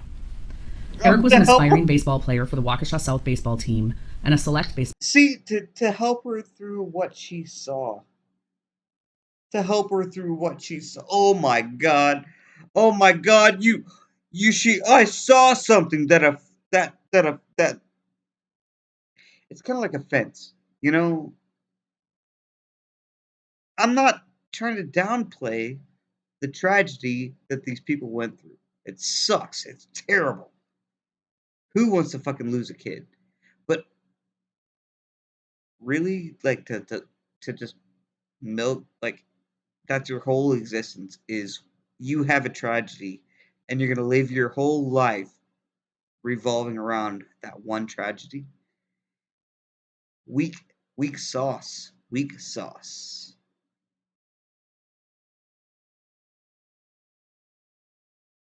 Baseball player for Styx Academy. He was making his final push to get better and wanting to be scouted by colleges to play in college at an elite level. You took that away from him that November day. He spent 9 days in the hospital. 3 of those were in ICU. Eric suffered from a skull fracture, a major concussion, a C4 fracture, right shoulder you fracture, wreck people up, man. 4 broken ribs. You know this. Come on. I'm sorry. Yeah, I know all people of his hate me hands, skipping around. every single day until he takes his very last. But I don't need to hear every word they say about what this piece of shit did. I also don't need to hear every word about their laughing at an inside joke that at the time I didn't. Yeah, this guy looks good. To my brother and I, we grave. I think it would be fair. This looks interesting. Appearances are as they were before. I do want to make just a quick record. I am aware, didn't realize I'd gotten an email this morning from one of my staff members that Mr. Brooks's mother had written in requesting some Zoom information. She provided some email addresses. I don't need the email addresses because we have simply provided the Zoom information to her to provide to the individuals that were indicated in Mr. Brooks's list. But she did ask that the email addresses remain sealed, and she provided an example of what could be described as a threatening email to her. And so based on that, I will have a redacted version of that email made available for the public record. It will have those email addresses blocked, and then the original will be filed under seal. Again, given that threatening type of email and the reason stated in the request. Just would note again, I didn't ask for the email addresses, they were provided, but under the circumstances, I think that's appropriate. Okay, with that, I presume the state has the next group available. Yes, we're ready to go, Your Honor. Thank you. All right, then go ahead, please. On November 21st, you killed my mother. And in this courtroom, I watched you run her down and her broken body slide across the concrete. This woman loved and she was loved. You ran her down like she was nothing. And since that day, you have shown no remorse. You've offered no explanation for your atrocities. It offends me that you're sitting here breathing while she is not. You are a monster. You deserve contempt and death. Sadly, with no death penalty in this state, I can only hope they lock you away someplace so deep the rats chew on your fingers at night. As for me, this will never be over until the day I'm pissing on your grave. I think it would be fair to say that for your crimes, even God hates you. God hates you. Yes! Yes! That was the best! Fuck you! Run now, you piece of shit! 2. B. If I could first thank the court, you, Your Honor, and your staff for getting us here today. I don't know how you did. You kept us under 4 weeks, and this is all going to be wrapped up, before the first anniversary, and that means a lot. So I thank you. Lay out the cocaine. And, if I could thank everybody at the prosecution table, real life Avengers. I mean, you guys did everything you could for us, and I'm lay out grateful. the fucking Thank cocaine, you. dude. And I couldn't not thank Jen Dunn and her staff. You're okay. I mean, she took all of us, supported us. You're okay. Made us into a family, and without them, I don't think I could have gotten through this. Lay out the coke. Just lay out the coke. And Mr. Brooks, I hope as I read my statement, you continue to roll your eyes. I hope you continue to laugh and just show how bored and unmoved you are by all of this. Because I think that's important. Fuck yes. It's important for the world to see that evil can be a tangible, living, breathing thing. I think it's important for the world to see what human rot looks like. And to all the survivors, every time he puts his hand on that empty cavity where his heart should be, I hope you all smile, and I hope you take solace in the fact that today is our day. Today is for us. Today is so we can take our handful of dirt, throw it on his grave, and move on. Because that's what we all need, and that's what we deserve. My name is Chris Owen, and I am the plaintiff. I'm here on behalf of another plaintiff, my mother, Leanna Joy Owen. Lee Owen was a mother, a grandmother, a best friend, an apartment manager, and a dancing granny. The reason none of the witnesses saw her in this courtroom is because she was executed by a child-killing sex offender. And we are both injured parties. My whole family is an injured party. To my kids, Lee Owen was Nanny. And Nanny spoiled her grandkids every chance she got. On every birthday, she would call and sing happy birthday to their voicemail so they could hear it the first thing in the morning. She went on a tour of my son's summer camp. She danced in the same parades as my youngest daughter. She wanted my oldest daughter to use her car to learn how to drive so she could teach her like she taught me. Give all this of that guy has been ripped away. more coke. But the defendant's conscience is clear. To my dad, Lee Owen was the love of his life. They Give this met when she guy was 16, all the and he coke taught he her how to wants. drive. From that point on, they stayed in each other's lives. And even though they divorced, she was still his best friend. They spent a lot of time together, and she was the only one who could get him out of the house. Now my dad has nightmares of her body flying through the air and shattering against concrete. But Mr. Brooks' conscience is clear. To my brother and I, Lee Owen was our mother. A mother who, even when she was struggling, was always there for us. She was supportive of us. She always told us how proud she was of us. Growing up, all my friends and my brother's friends knew they were welcomed at our house. When they were in trouble, having problems at home, or just had to get away, she always let them stay as long as they needed to. And for years, every time I came home from the Marine Corps, she got all those same friends together so I could see everybody and spend time with them. She was the one that made sure everyone got their Christmas list out on time. She made the best eggnog I ever had. And she made my grandma's mac and cheese whenever we were together. She recently renewed her passport so she could visit my wife and I in Turkey and travel the world with us. She also couldn't wait to visit Machu Picchu with my brother. It was her dream trip. Out of all the places in the world, that was the one place she had to visit before she died. And now the best we can do is lay her ashes there. But Darrell Brooks' conscience is clear. And I believe him. Out of everything he said in this courtroom, I believe that is the one truth he told.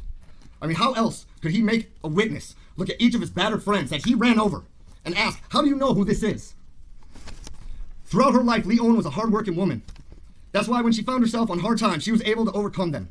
Even though it took years, she dug herself out of a deep financial hole so she could live the life she wanted, the life she deserved. And she was in the middle of doing just that on the evening of November 21st, 2021. And I know this is corny and cliche to say, but Lee Owen wasn't 71 years old. She was 71 years young. She was one of the most active people I knew. She just didn't have it in her to sit still. She always had to be moving or doing something, and this often involved people. She was very social and loved being around those she cared about, and people loved her back. She had a knack for making you feel good about yourself, without even trying, because she always found the good in people. Even when it was to her detriment, it never dissuaded her from helping people any way she could, without judgment, without demand for repayment, or feeling she was owed anything. She did it because she knew it was the right thing to do, and it made her feel good. She accepted people for who they were, and made people feel good about themselves. That is what the world lost, and you have the audacity to tell this court that your conscience is clear. I'm sorry, Mr. Brooks. There's not a human with a soul on this planet who could snuff that light out, who could steal Lee Owen from this world and have a clear conscience. And that is why you hear the term monster. That is why you hear the term demon. You know, I saw you that day. It was just after you ran over the Catholics. I saw you hanging out of the window, looking back with a smile of satisfaction on your face, laughing at an inside joke that at the time I didn't get, the punchline escaping me. I didn't get it when my mom didn't respond to my texts. I didn't get it when she didn't answer my phone calls. I didn't get it the first couple hours my brother spent looking for her. I didn't get it until my wife sent me a video of you running over children in the parade. That's when I got the punchline. And it hit me like your red SUV, Mr. Brooks. I saw pure, unrepentant evil in your face that day, and it disgusts me that you are allowed to exist. And I know the answer to the question that everyone keeps asking. I know why you did this. You did this simply because you were not in a cage. That is what I find mind-boggling. And how dare anyone say the system failed him? The system failed every one of us whose only mistake was to bring their families in the vicinity of Mr. Brooks. That poor excuse for a man should not have been on the streets. That is the failure, period. But enough about him, because today is not about him. It's about us and what we lost. I lost my mom, Lee Owen, and I wasn't always a good son. I could be selfish sometimes. I could be mean. But no matter how angry or standoffish I got, she would bend over backwards for me, even when I didn't deserve it. And now I can never tell her I'm sorry. I can never tell her I should have been more grateful. I can never tell her how much I need her in my life. Yeah, shake your head. You can never Shake your pawn head. her TV for You more know, 'cause that is what cocaine. you took from me. And there's nothing this court can do that would provide justice in my eyes. So all I ask is that you rot, and you rot slow. Fuck you. Fuck you. Burn in hell, you piece of shit.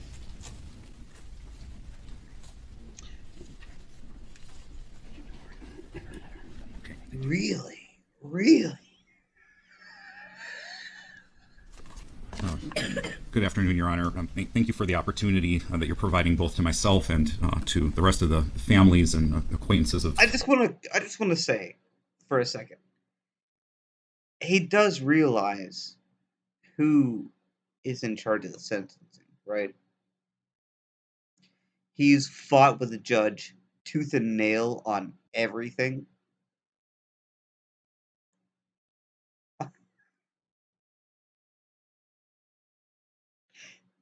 Do you know where you're at, dude? You know what's going on? Are you do you know who the president is right now? Do you know what your birthday is? The folks associated with this horrible case. My name is Michael Carlson, and I'm appearing here today both as an individual and a brother to one of the victims of November 21st. I'm here today as well as a plaintiff joining a criminal complaint against Mr. Brooks with a claim against him for the damage that he has brought not only to Waukesha, but to my family. And I'm also going to appearing point as a this out. posthumous That's at spokesman. least two people who said, I'm a plaintiff. I'm a plaintiff. Not just the state, not just the city, not just the federal. I'm a fucking plaintiff. I have a grievance with what you did. You pretend that you're not you because somehow you can change your name at fucking whim, and then ask the fucking jury to nullify the the act of running people down in the street. Fuck you and go to hell and die. Actually, don't die. Live long, and a long, torturous life. And for the victim, my sister Tamara Durant, who can't appear here today on her own behalf because Mr. Brooks killed her. In my personal aspect, I wish I could as easily forget about Mr. Brooks as he has seemingly forgotten about himself. Every day since November 21st has been framed by what he did in my own life and our family's life. It is the reality I wake to. It is the reality I head to work to. It is the reality I confront as I try to fall asleep. It's the reality I confront as I go about the things I do during the day, my attempts to work, attempts to manage a household and be present for my children, and maintaining any sort of notion of normalcy in our life. But all these actions are simply a pantomime, Mr. Brooks, to forget that my sister was so stupidly and so needlessly killed by you. Perhaps you can forget what you did, but I can't. November 21 looms as a ground zero day in the story of my life, as I know it does in the life of so many others. I appear today also as a plaintiff. Mr. Brooks, you asked the court to identify a plaintiff many times during the course of the trial. Here I am. I'm one of many. We, the people, have brought this case and these judgments against you, Mr. Brooks. They reflect our values as a people and are enacted through laws passed by our legislatures, enforced by our law enforcement, and administered through our courts. We, the people, find you guilty. A lifetime is a long time to think and to spout nonsense. And Mr. Brooks, I want you to take no comfort in your future here in this comic book cartoon world that you've created for yourself, involving the flags and barcodes and birth certificates. This is all nonsense, the stuff of teenage boys on the internet. That's not why you're here today. That's not why we're here today. We're here today and you are here today because you got in a car and instead of hitting the brakes, ran over children, elderly, and my sister Tamara. I don't want you to live in the comfort of that delusion as you live there in the court, as you live there in the prison, convincing yourself that you're the victim of something, of some crazy internet conspiracy. You're not, Mr. Brooks. You're guilty only of your own actions on that day, actions that you had an infinite number of times to stop. Any number of times you could have just hit those brakes, turned the other direction. As it stands, I'm a plaintiff, but I'm not a victim. The victim is Tamara Durant, my sister. She can't appear her on her own behalf because she's dead. She died when Mr. Brooks killed her on November 21st. Because Tamara cannot be here to speak, I will speak for her. Darrell Brooks, you took my life. I wish you hadn't. I had people to live for, people who needed me. My parents who are aging, my children who need their mother to help them make sense of their worlds, to cheer them on, to help them into their adulthood, to become friends with them. I have my grandson who relies on me, his grandmother, as much as I relied upon my own grandmother as I was growing up. I had people who needed me, people who needed me to cheer them on, to have me bring goodwill to the hospital bed where they were, or their families in the waiting room, who needed the comfort and prayers I brought to them in their moments of pain. I have friends who need to hear from me and families that need my early morning phone calls. I had places I wanted to see and things I needed to do. The only saving grace is I didn't know what hit me. And who would have ever guessed? Who could ever believe it? It's no surprise to anyone who knew me. After you hit me in that car, I got back up and kept dancing. I hardly skipped a beat. I didn't know you, Mr. Brooks. If the picture were reversed, if you were the stranger in the street in pain, needing care or comfort, know that I would have helped you. I ran towards pain, and I ran into danger in my life. All you had to do was ask, and you might have danced along with us. It was a parade, after all. We both died in vain on November 21st, Mr. Brooks. I died to life, and you now die to the world.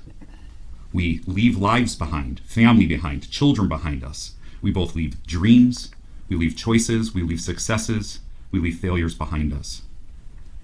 I die to mine in an instant, you die to yours over countless days. May the God I'm with grant you the courage to confront what you've done and to remember your own name. It's the least you might do for all these that you've left behind us who can never forget. Mr. Brooks, I'd also like to acknowledge that over these last couple months, I've sent you a couple letters in prison, urging you to stand up, to be a man, to grow up, to accept accountability for what you've done.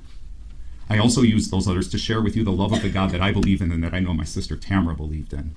I use those letters to share with you especially the story of the final act of Christ on the cross, where he's hanging between two murderers. And he turns to the one and he gives them forgiveness. I urge you to remember, Mr. Brooks, that there were two murderers on that day. One who mocked the holy living in God, and one who accepted accountability for who he was. Your Honor, I urge you to provide Mr. Brooks a lifetime in prison to please contemplate that story and to remember his name and to contemplate which side of Christ he wishes to hang on. Thank you. Thank you, sir. Holy shit.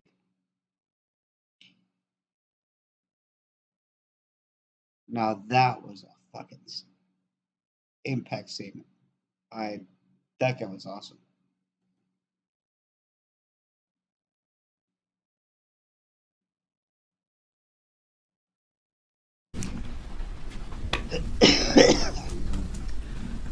The family of victim A is going to speak next. They do have some minors with them, so I'd just like to give the camera a second to adjust for that. And also, one of the minors does wish to make a statement and is somewhat vertically challenged. I'm wondering if she should stand over so that you may see her, or Sure. she taken up. On a day that I was planning to put up a Christmas tree with my family, I received a call from my dad that would turn my whole family's world upside down.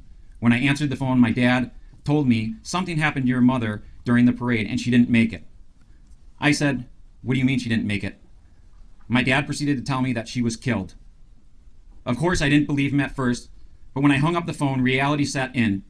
As I wiped the tears from my eyes, I thought to myself how I was going to tell my two little girls, as they wait in the other room to put up the Christmas tree, that they will never see their grandma again. As a parent, one of the hardest things to endure is to see your family in pain. Witnessing my daughter's hearts get shattered into a million pieces in an instant that night, trying to understand what happened to their Grammy, is something I wish to this day I could make go away. I love my mom. I wish I had more time, but displays how truly unworthy he is of anyone's forgiveness. Well, we lost my mom instantly. I hope his 76 sentences pass in a slow, miserable, depressing existence as a reminder of the many lives who had to experience the horror of November 21st of last year all over again. Thank you, District Attorney Sue Upper, Leslie, Zach, and her excellent team. For the pain of my children losing their grandmother.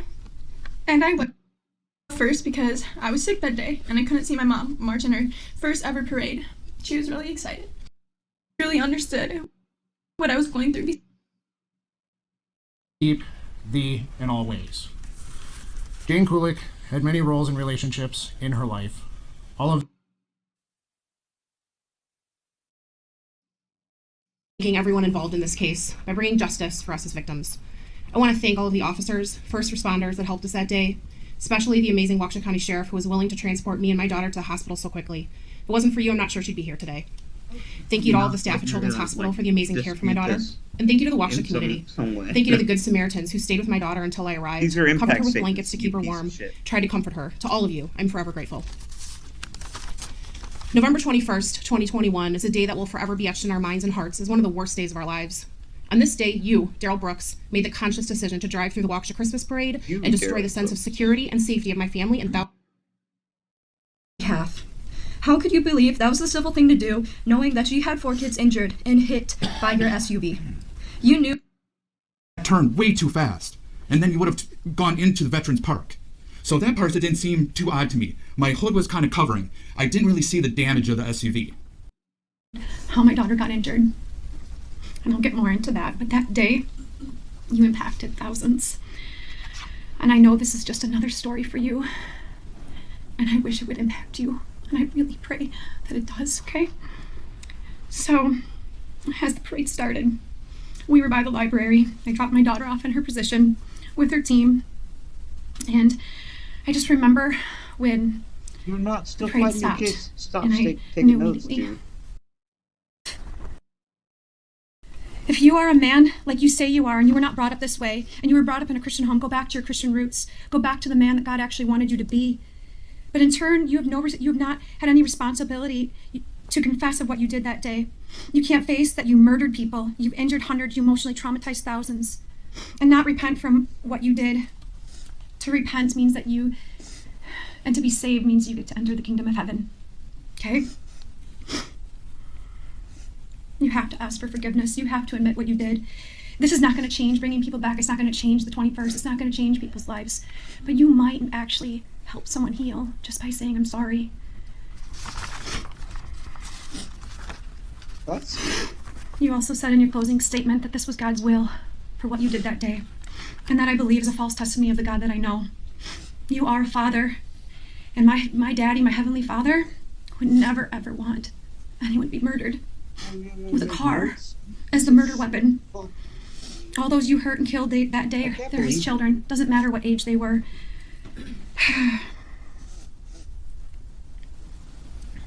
John 1:9 says, if we confess our sins, he's faithful and just to forgive our sins, to cleanse us from unrighteousness. That includes you, Darrell.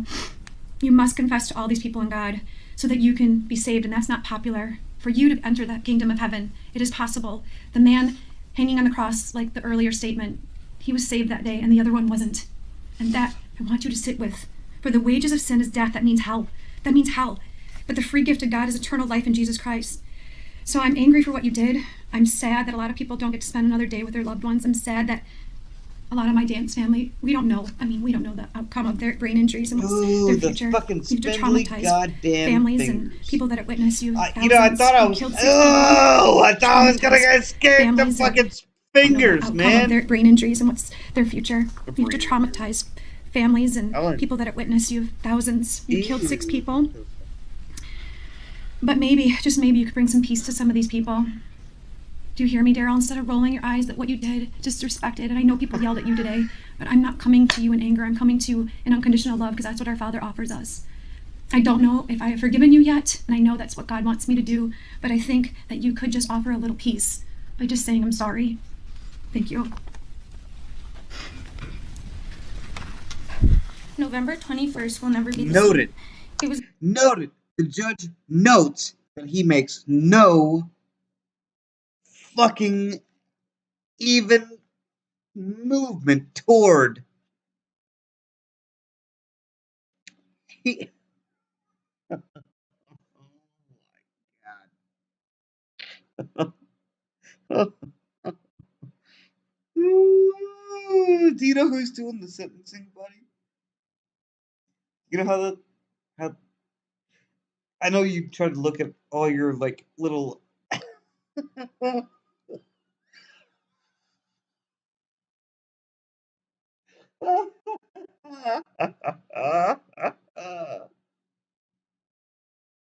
your sovereign citizen fucking things. All the grief you've given to the judge, guess what? It's coming back because she's the one that hands out Listen, you stupid fuck. Oh god. Oh It was a very man. tragic day for us all. With this day being the day after my birthday, November 20th, I was thinking it would be a good day. I'm going to be dancing in the parade with Waukesha Street Dance Team. I'm I love making this notes. team as a whole. Oh, you're making My mom, notes. dad, and my cousin were sitting at the end of the parade route. Good As we got job. closer to the parade starting, I got a really uneasy feeling in my stomach. As me being a Christian, I believed it was the Holy Spirit warning me. You really are a piece My of cousin shit. was also on the team with me. Like the In the parade, most she was in front of me, and piece we were of both shit, on the far piece right of side. shit. As we Piece of danced in the shit. parade, I knew something was wrong. Something just didn't sit right with me. After this feeling, my hearing went out. All I heard Okay, was all right, loud okay. My friend was getting hit by the That's SUV. enough. The Holy Spirit talking. I'd Thank you. seen two girls fly across Appreciate the that. concrete and hit the curb in front of me. Thank you for your testimony.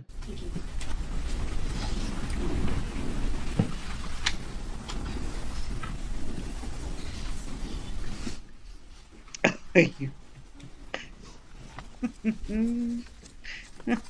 Is Yuretsi Becerra Montes. On November, the day that was supposed to be a day of joy that became a nightmare to me, my family, We're and our kids, community. man. I don't know. Since the parade, I could just see the weight lifted off their. Yes. And I remember her looking at me saying, "Mom, why are you crying?" as I let the silent tears roll down my. My husband and I did not know what the rest of her life would look like. If she survived, would she be able to walk? Would she be able to talk? We had no idea what the future would hold for Samantha. Our daughter was in a coma for 2 weeks in the critical intensive care unit at Children's Hospital. They needed to make sure that her brain was healing properly. You did Those that. were the you hardest 2 piece weeks of my shit. life. My husband and I lived at Children's Hospital, never leaving her side. We spent every hour of every day watching her body temperatures, her brain pressures, and the clock. We spent Thanksgiving at Children's Hospital, trying to find as much time to spend with our youngest daughter, who was not allowed to see her sister because of COVID restrictions. Fully taken off. Brain injury. She will have another. After spending finally being home, almost I consider to have died that day. My heart goes out to Ben. You have done like this was just a game, and showing no remorse for what you did. I have no forgiveness in my heart for you. You said she didn't mean anything. What kind of father does that? Because of you, our lives have been changed forever. Whatever pain you may encounter in prison will only be a fraction of what Samantha endured after this tragedy. Boy. Judge, we ask that you give Mr. Brooks the maximum sentence for each count. Trust me. He's gonna get a lot more pain than anybody who did. Trust me. He's gonna get his, man. Without the chance of parole. Thank you. Thank you for being here. What is this? Ooh.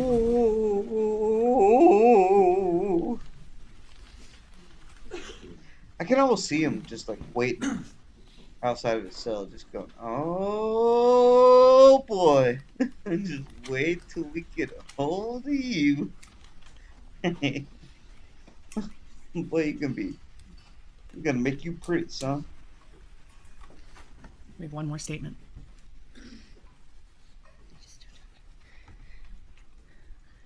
Hi. Oh, I left my pictures in the hallway. All right, here's a question. If you're paying attention, if you're watching, I want an honest answer. What's more humane? Leaving somebody in prison for life with all that entails versus the death penalty? What's more humane?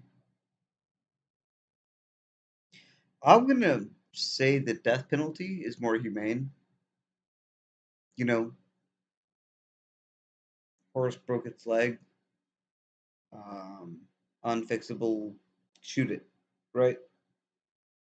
Pow, right in the head. Versus, anyway, versus trying to rehabilitate somebody. over a long period of time. And honestly, I like the idea of punishment in prison. You know, if you're fucked off, then get fucked off. You know what I mean? I no pity for what happens to you in the joint, whatever it says. Um, I don't know. It's fucked up though, because all those people that fuck you up when you get in there, they catch charges for that shit. You know. Um, I don't know. Maybe we should have like a card for people who should be shown no mercy type situation. And fuck, they're pretty good at in prison.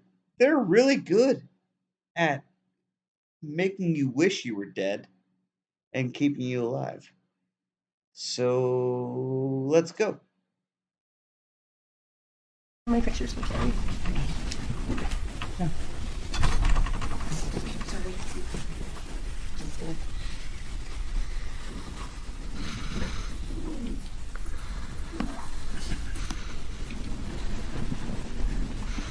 Is he like picking his toenails with his nasty ass spindly fucking fingers? And who the fuck gave him a goddamn Just two. Who gave him metal? He's not allowed to have metal things. You saw that, right?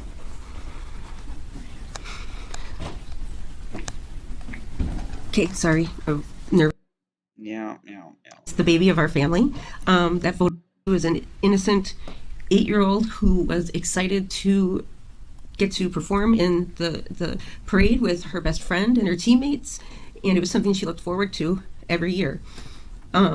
My mother-in-law and myself and I also join her every year and hand out candy, and it's something that's become, I guess, a tradition that. Yeah. You got back. All of these victims here today, it was very, very important that you hear from them directly, and the stories that they shared with you, really very personal and very compelling as to the impact that this crime had on so many people on so many levels. Mm-hmm. The focus of my comments, Your Honor, will briefly speak as to Darrell Brooks and his prior history, because I think it's important there's a record of that. But I don't intend to spend a lot of time on Darrell Brooks, because I think what's already been said is the most important message that I'd like this court to think about overnight as you consider your options here. I will tell the court as to Mr. Brooks' prior record. The court is aware from the bail jumping charges he's pending several felony counts in Milwaukee County. 21 CF 5020. He's charged with intimidation of the victim, that being Erica Patterson, and felony bail jumping with an offense date of November 8, 2021. He's pending on case number 21 CF 4596 with an offense date of November 2, You ain't going nowhere, 2021. bitch. You're dead. Charged there with resisting, obstructing, felony bail jumping, second-degree recklessly endangering safety, domestic battery, and domestic DC. That is the case where he is alleged to have struck Erica Patterson in the face with a closed fist after an argument, and then as she was walking away, intentionally ran her over with the same 2010 Ford Escape that he used in this attack. When the police went to his mother's home and found him there, he was in the Ford as they approached. He got out and tried to run into the house. He ignored their commands to stop. He tried to flee and eventually was apprehended. He lied to them and said he was not driving the Ford SUV that day. Like even it though matters. There was evidence to the contrary. That case is pending in Milwaukee County. He was released on $1,000 cash bail in that case on November 19th of 2021. There's a third file pending, 20 CF 2550. The charges are 2 counts of second-degree reckless use of a weapon, felon in possession of a firearm. The date of violation is July 24, 2020. He was released on cash bail in that case in March of 21. In that case, the allegation is that he got into a fight with his nephew, And as his nephew was leaving the area, the defendant fired one shot from a handgun toward the vehicle that his nephew was in. The vehicle was occupied by one other person, and therefore he was charged with 2 counts. The next day, he was taken in custody, and a loaded Beretta 9mm handgun was located just a few feet away from him. That handgun had previously been reported stolen. Blinky has court on those files this week in Milwaukee County, Your Honor. As far as convictions are concerned, there's a 2012 conviction from May 15th, 2012. Resisting obstructing misdemeanor in Milwaukee County. Sentenced to 37 days jail consecutive to any other sentence. 4/23 of 2012, there were 2 files disposed of in Milwaukee County. One of them charged misdemeanor bail jumping and possession of marijuana. He was sentenced to 180 days in the House of Correction on both counts concurrent. There was another file for felony possession of THC as a second or subsequent offense. He was also sentenced to 180 days in the House of Correction. That look for on his face file. right now. He's like, What was the conviction for? Felony he's possession. just like, oh yeah, well, okay, we're trying to like go categorize like, okay, there was that one, and then like, what happened after that? Trying to think. Okay, there was that, and that, and that, and that.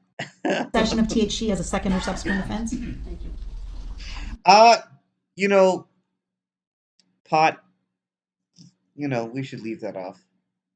You know, marijuana. You know, that should not be like any kind of a sentencing situation, or it shouldn't have any. I don't know anybody that ever got high and then went and killed somebody. You don't want to kill anybody when you fucking smoking weed, man. In fact, you could probably solve 90% of the world's problems if you got the world leaders together and had them smoke weed. Fuck. No. Get the marijuana out of there. Let's not. We ain't playing that. Obviously, this guy's got meth. I don't know if you guys know this, but he's got meth convictions. So, no, we're not talking about fucking marijuana. Get the marijuana out of there. Don't give me that shit. Come on. On April 30th, 2010, he was convicted in Wood County of strangulation/suffocation. Strangulation? With other charges for battery and criminal damage to property dismissed and read in. There was a withheld sentence for 3 years probation. Ultimately, it was revoked in 2011, and he was sentenced to serve 11 months jail. 11 months. 2009 conviction from Manitowoc County for misdemeanor obstructing. Sentenced to 2 days jail, time served. Time served. 2005 conviction from Langlade County. Actually, it was a county ticket for disorderly conduct. He never paid the fine on that, so he ultimately served 30 days jail. 30 days. 2003 conviction in Milwaukee County for resisting obstructing. 20 days in the House of Correction. 2002 conviction in Milwaukee. That face. He's like, yeah. Oh, there was that and that and that. Oh, shit. County felony possession of THC, second or subsequent offense. 50 days in the House of Correction. 30 days in 2000, convicted of substantial battery, party to a crime. Sentenced to prison, withheld, and 3 years probation imposed, along with 6 months of condition time. That. Okay. Prison.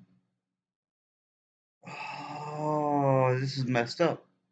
In Texas, my understanding is that prison is federal. Jail is state or county or district. State or county. No, there's no district. There's no district jail. If you commit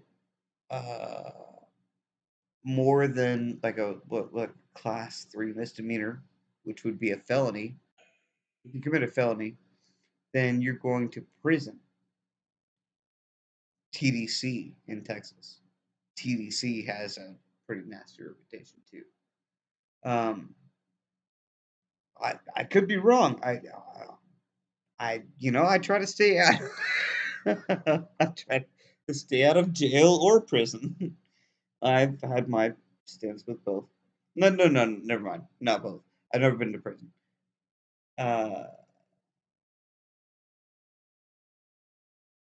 Well, let's just get on with the video. That probation was ultimately. I've never been to prison. I'm just gonna say it. I've never been to prison. There's no reason I've ever would have been to prison. Prison is federal. Jail is local, right? People like, especially TV, they say, "Oh, well, you're going to prison for jaywalking." And that's not how that works. You have federal crimes. You have state and local and township crimes. I guess is not. I'm not sure what the term is, but it's yeah. I talk too much. I don't know. Ultimately revoked, and he was sentenced to prison. That's his record from the state of Wisconsin. He has a record from the state of Nevada. June of 2016, he was charged with a sex offender registry violation, failed to appear in court on that offense, and there is currently an outstanding warrant for his arrest active in the state of Nevada. 2007, he pled guilty to statutory sexual seduction as a felony. A suspended sentence was ordered for 36 months probation. That's what led to the sex offender registry requirement, which he is currently not compliant with. In December of 2006, there were 2 files disposed of in Nevada. One was domestic battery as a misdemeanor. He received a suspended sentence. And the other, he was found guilty at trial of obstructing, misdemeanor, and sentenced to jail. In the state of Georgia, he has a conviction from May of 2021. I'm sorry, not a conviction, an arrest from May of 2021 for misdemeanor battery, domestic violence. The disposition of that case is unknown. And of course, there's paternity action that was pending here in Waukesha County that had been a warrant or capias had been issued for him on at least 8 occasions during the life of that file. That's a 2003 case. He was sentenced to jail on several occasions for failing to pay child support. He was once allowed Huber privileges on a jail sentence, but had those Huber privileges revoked in 2009. Most recently, there was a warrant issued in August of 2021, and Judge Maxwell signed an order to lift a stay of a 120-day jail sentence.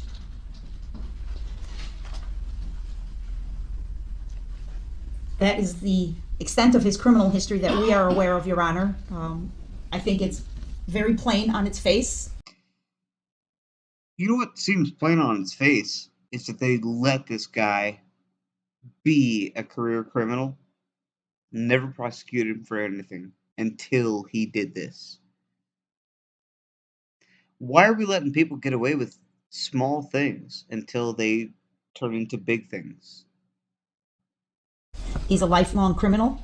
He is someone who has repeatedly, continuously disobeyed law enforcement based on the resisting, obstructing type charges. There's multiple counts of bail jumping, disregarding court orders, disrespecting court orders. There's multiple acts of violence. There's weapons violations. This man has a history and a pattern of engaging in violent, dangerous behavior in the community. And it was no different on November 21 of 2021. I'm not going to spend a lot of time talking about the attack. And I choose to call it an attack instead of referring to it as the parade, as somebody mentioned. There's nothing wrong. Did he just pull his cuffs up to make them... Does he think that he's still in the middle of a trial and that something is going to actually work for him? I don't... His handcuffs were hidden the whole time. I'm going to go back. He just pulled them out. This man has a history of violence jumping, disregarding court orders, continuously privileges revoked in 2009. Most recently, court orders, disrespecting court orders.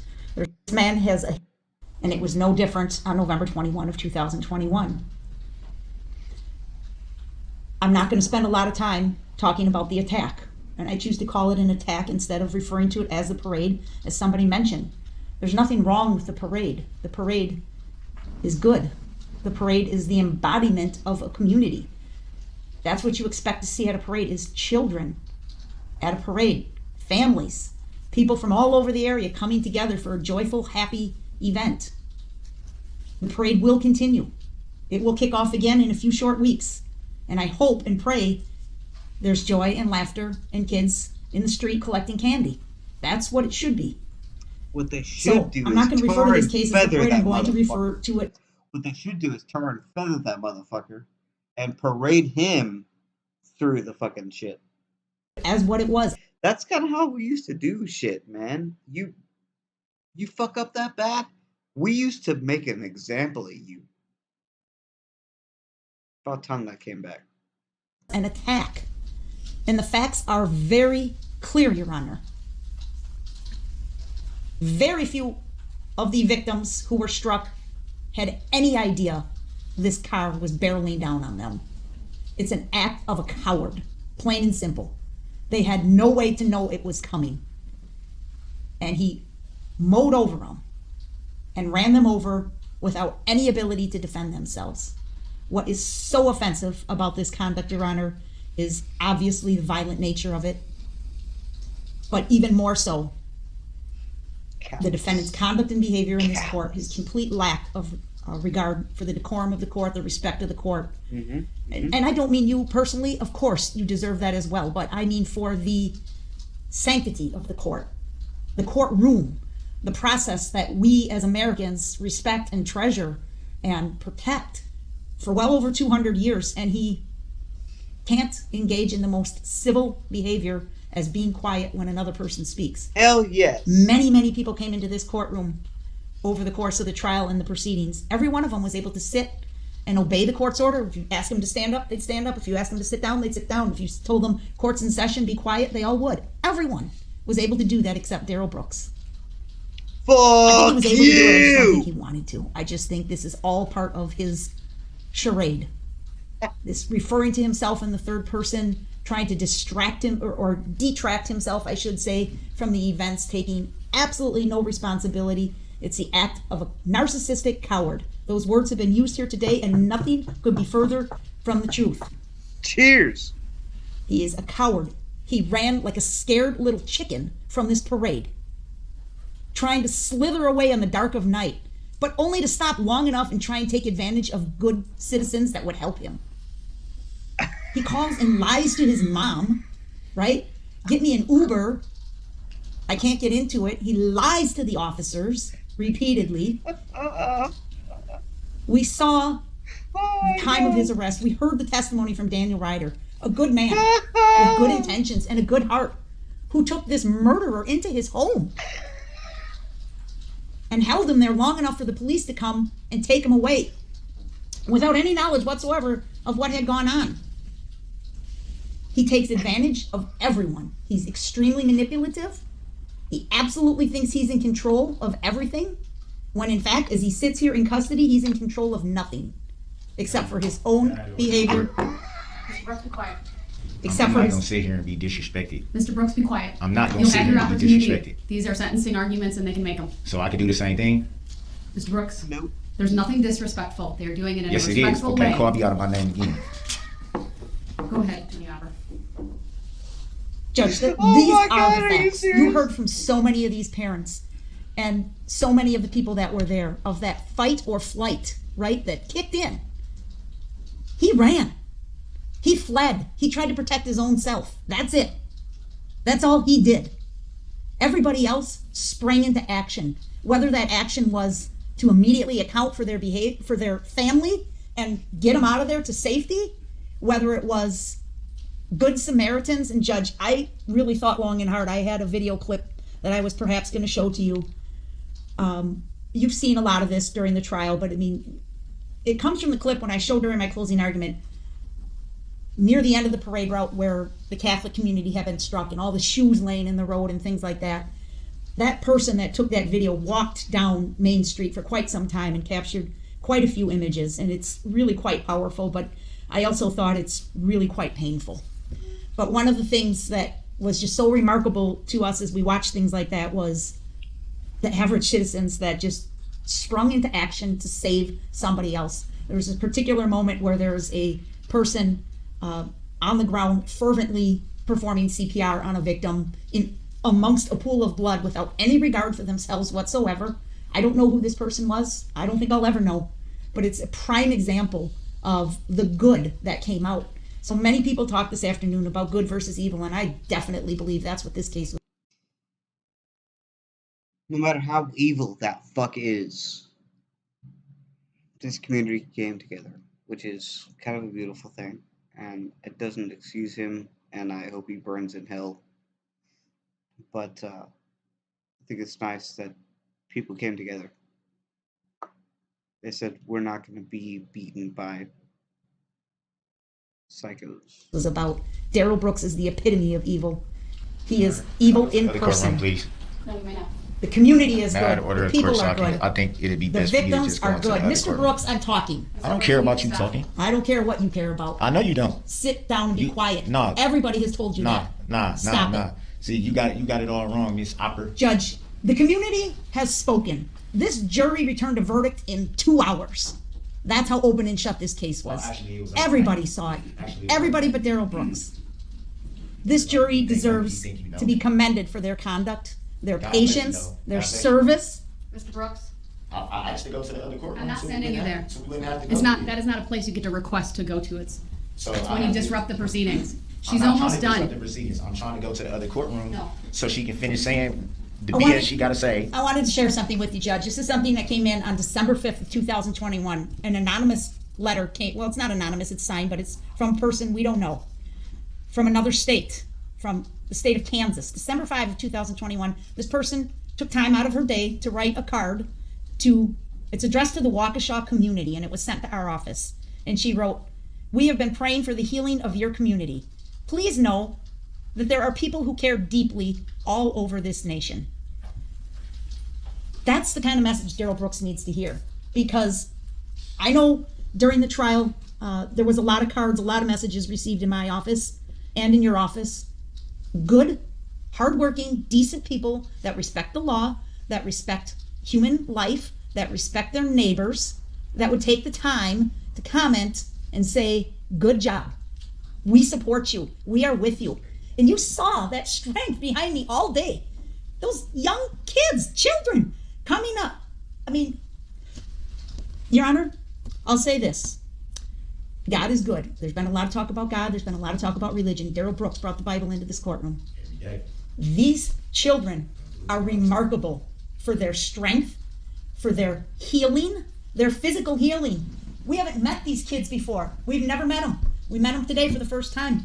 You would never know the serious injuries that they suffered as a result of Darrell Brooks by looking at them. Of course, there's much healing to be done. But isn't it remarkable that in a year's time, look how far we have come as a community. Look how far these families have come. These families, these victims that stood up and pointed to Darrell Brooks and said, "You will not beat me. You will not knock me down." That's what we need to move forward with as a community, Your Honor. You piece of shit. His behavior is done. We're done with him. He has forfeited his right to be in this courtroom. He's forfeited his right to be in our community, period. There is not one thing that mitigates this sentence. Not one. He deserves the absolute maximum sentence on all counts. Yes! Yes! Judge, you saw the videos. This wasn't him plowing in to one large group of 50 people at one point in time and hitting them. It was linear. He hit one, kept going. Hit two, kept going. Hit three, kept going. All the way down the street. That's consecutive sentences, Your Honor. That's intentional, willful, volitional conduct that warrants consecutive sentences stacked, one on top of the other, just as he stacked victims up as he drove down the road. Yes! In complete disregard for any other person whatsoever. That's we kept what's the kids up, out of dude. the courtroom in the trial. Hell Judge, yes. But boy, it's impactful to listen to them today and realize this isn't just, victim GG. This is a child that you willfully ran over with a 3,000-pound vehicle, as so many people so adeptly observed. Police officers, first responders, the medical professionals, It's kind of weird, Judge, because we're coming up on the anniversary, of course, and we're coming up on the weekend before Thanksgiving, which is a weekend that a lot of people pay attention to on the calendar because here in good old Wisconsin, it's deer hunting season. It's a lot of families going out starting their Christmas activities, Christmas festivities, Christmas shopping, whatever it is.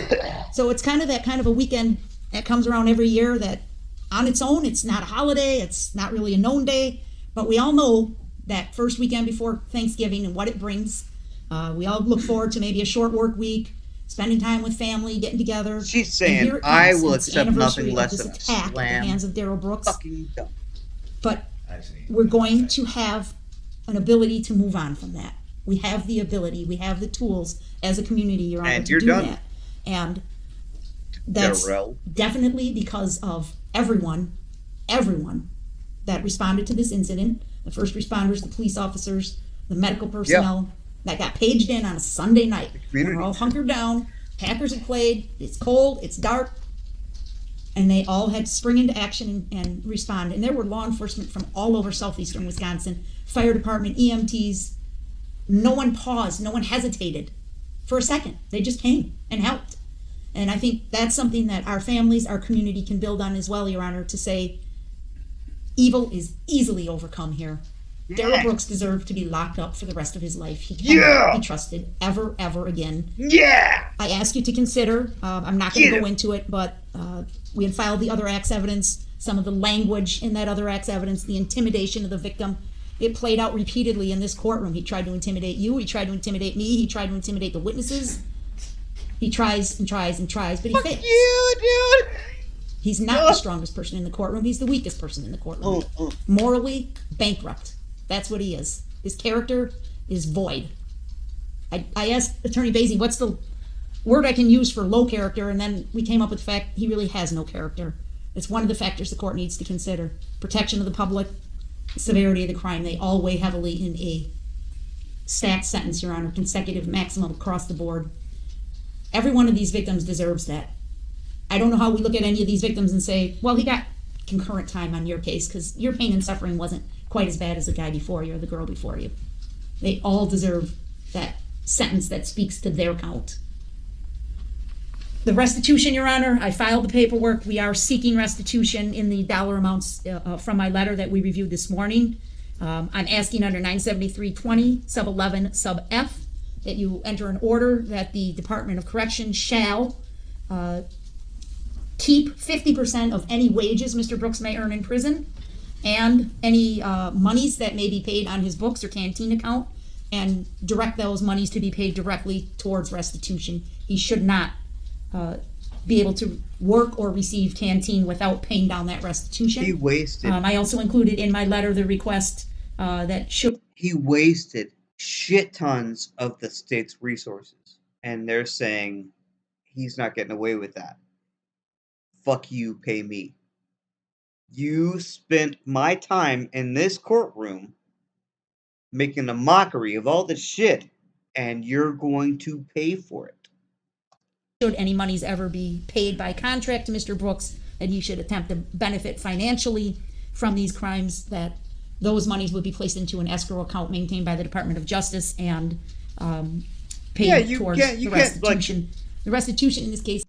You can't write a book about this situation and think you're going to make money without paying us for our time to prosecute you. Because fuck you. You're a piece of shit and you're going to rot in hell and you're not going to make us, you're not going to make a million bucks off of it without making sure we get paid first. This is ridiculously low when you consider it, and that's again because of the generosity of good people all over the world that contributed to a community fund and other individuals who generously donated to help these families pay for funerals and medical expenses and things like that. Can you imagine when you heard these mothers describing what their children have been through? Can you imagine the medical bills on these? And he's lucky he's getting off with a $200,000 bill for restitution, Your Honor. I think he should have to pay every last penny of it. I also wanted to wrap up again, Your Honor, by saying you didn't hear from all the victims. Certainly, there were some that just cannot bring themselves to this court in any fashion, in any way. And We ask you to keep them in mind as well, especially the Bill Hospital family. Bill was, walking in support of his wife's team and trying to be in a supportive role, as he had done on many other occasions, and lost his life for that simple action, that simple act of good that he participated in. There were some groups that are not represented here today, but I know you heard their story at trial, and you're aware of what some of them went through that maybe wasn't specifically addressed here today, but I just ask you to keep in mind that we certainly presented a wide array of victims to you, but not everyone. And then certainly, as I mentioned at the outset, the community as a whole absolutely demands justice for these victims, these families, and for the community itself. That Darrell Brooks has no redeeming value, Your Honor. Thank you. All right, thank you. No Mr. Brooks, as redeeming far as value. I can tell from the correspondence from your mom and from you, I believe there may be closer to 3 individuals plus yourself who wish to speak at sentencing. Since we lost an hour or so today, although we did go late, so arguably we gained it back, I still was thinking about starting at noon just to make sure there's ample time. I will start the Zoom shortly before that.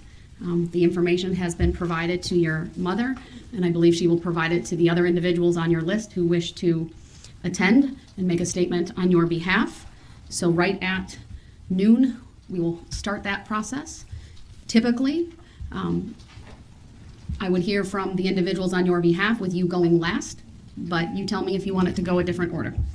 That's fine. All right, and then I'll hear from you. I may take a short break before I come back out, or even a longer break, depending on the timing of everything tomorrow, to just collect all of the final statements and process them. Obviously, I'll take the overnight to process what I've heard today, in addition to what I've already been doing on my own. And I haven't seen any written statements on your behalf. I don't know if anything came in today during this hearing, but I'll rely on the verbal statements that are made and then yours at the time of sentencing, or prior to me imposing sentencing, okay? I apologize. It's very emotional and frustrating right now, so I apologize to you, Your Honor, in court. I understand it's frustrating, and I understand that. It's just very hard to sit in, it's almost like Apollo. So I still understand that I have to conduct myself respectfully, so I apologize. I think the apology needs to be made to the victim, sir, more so than this court. I was just Whoa! Whoa! All Yeah! right, anything else from either party before we conclude for this evening from the state? No, Judge, we'll see you at noon. Thank you. From you, sir? Not this time. All right, we are in recess. I'll see everyone tomorrow at noon. Thank you. Tomorrow. Yeah, again, I know I'm late on this shit.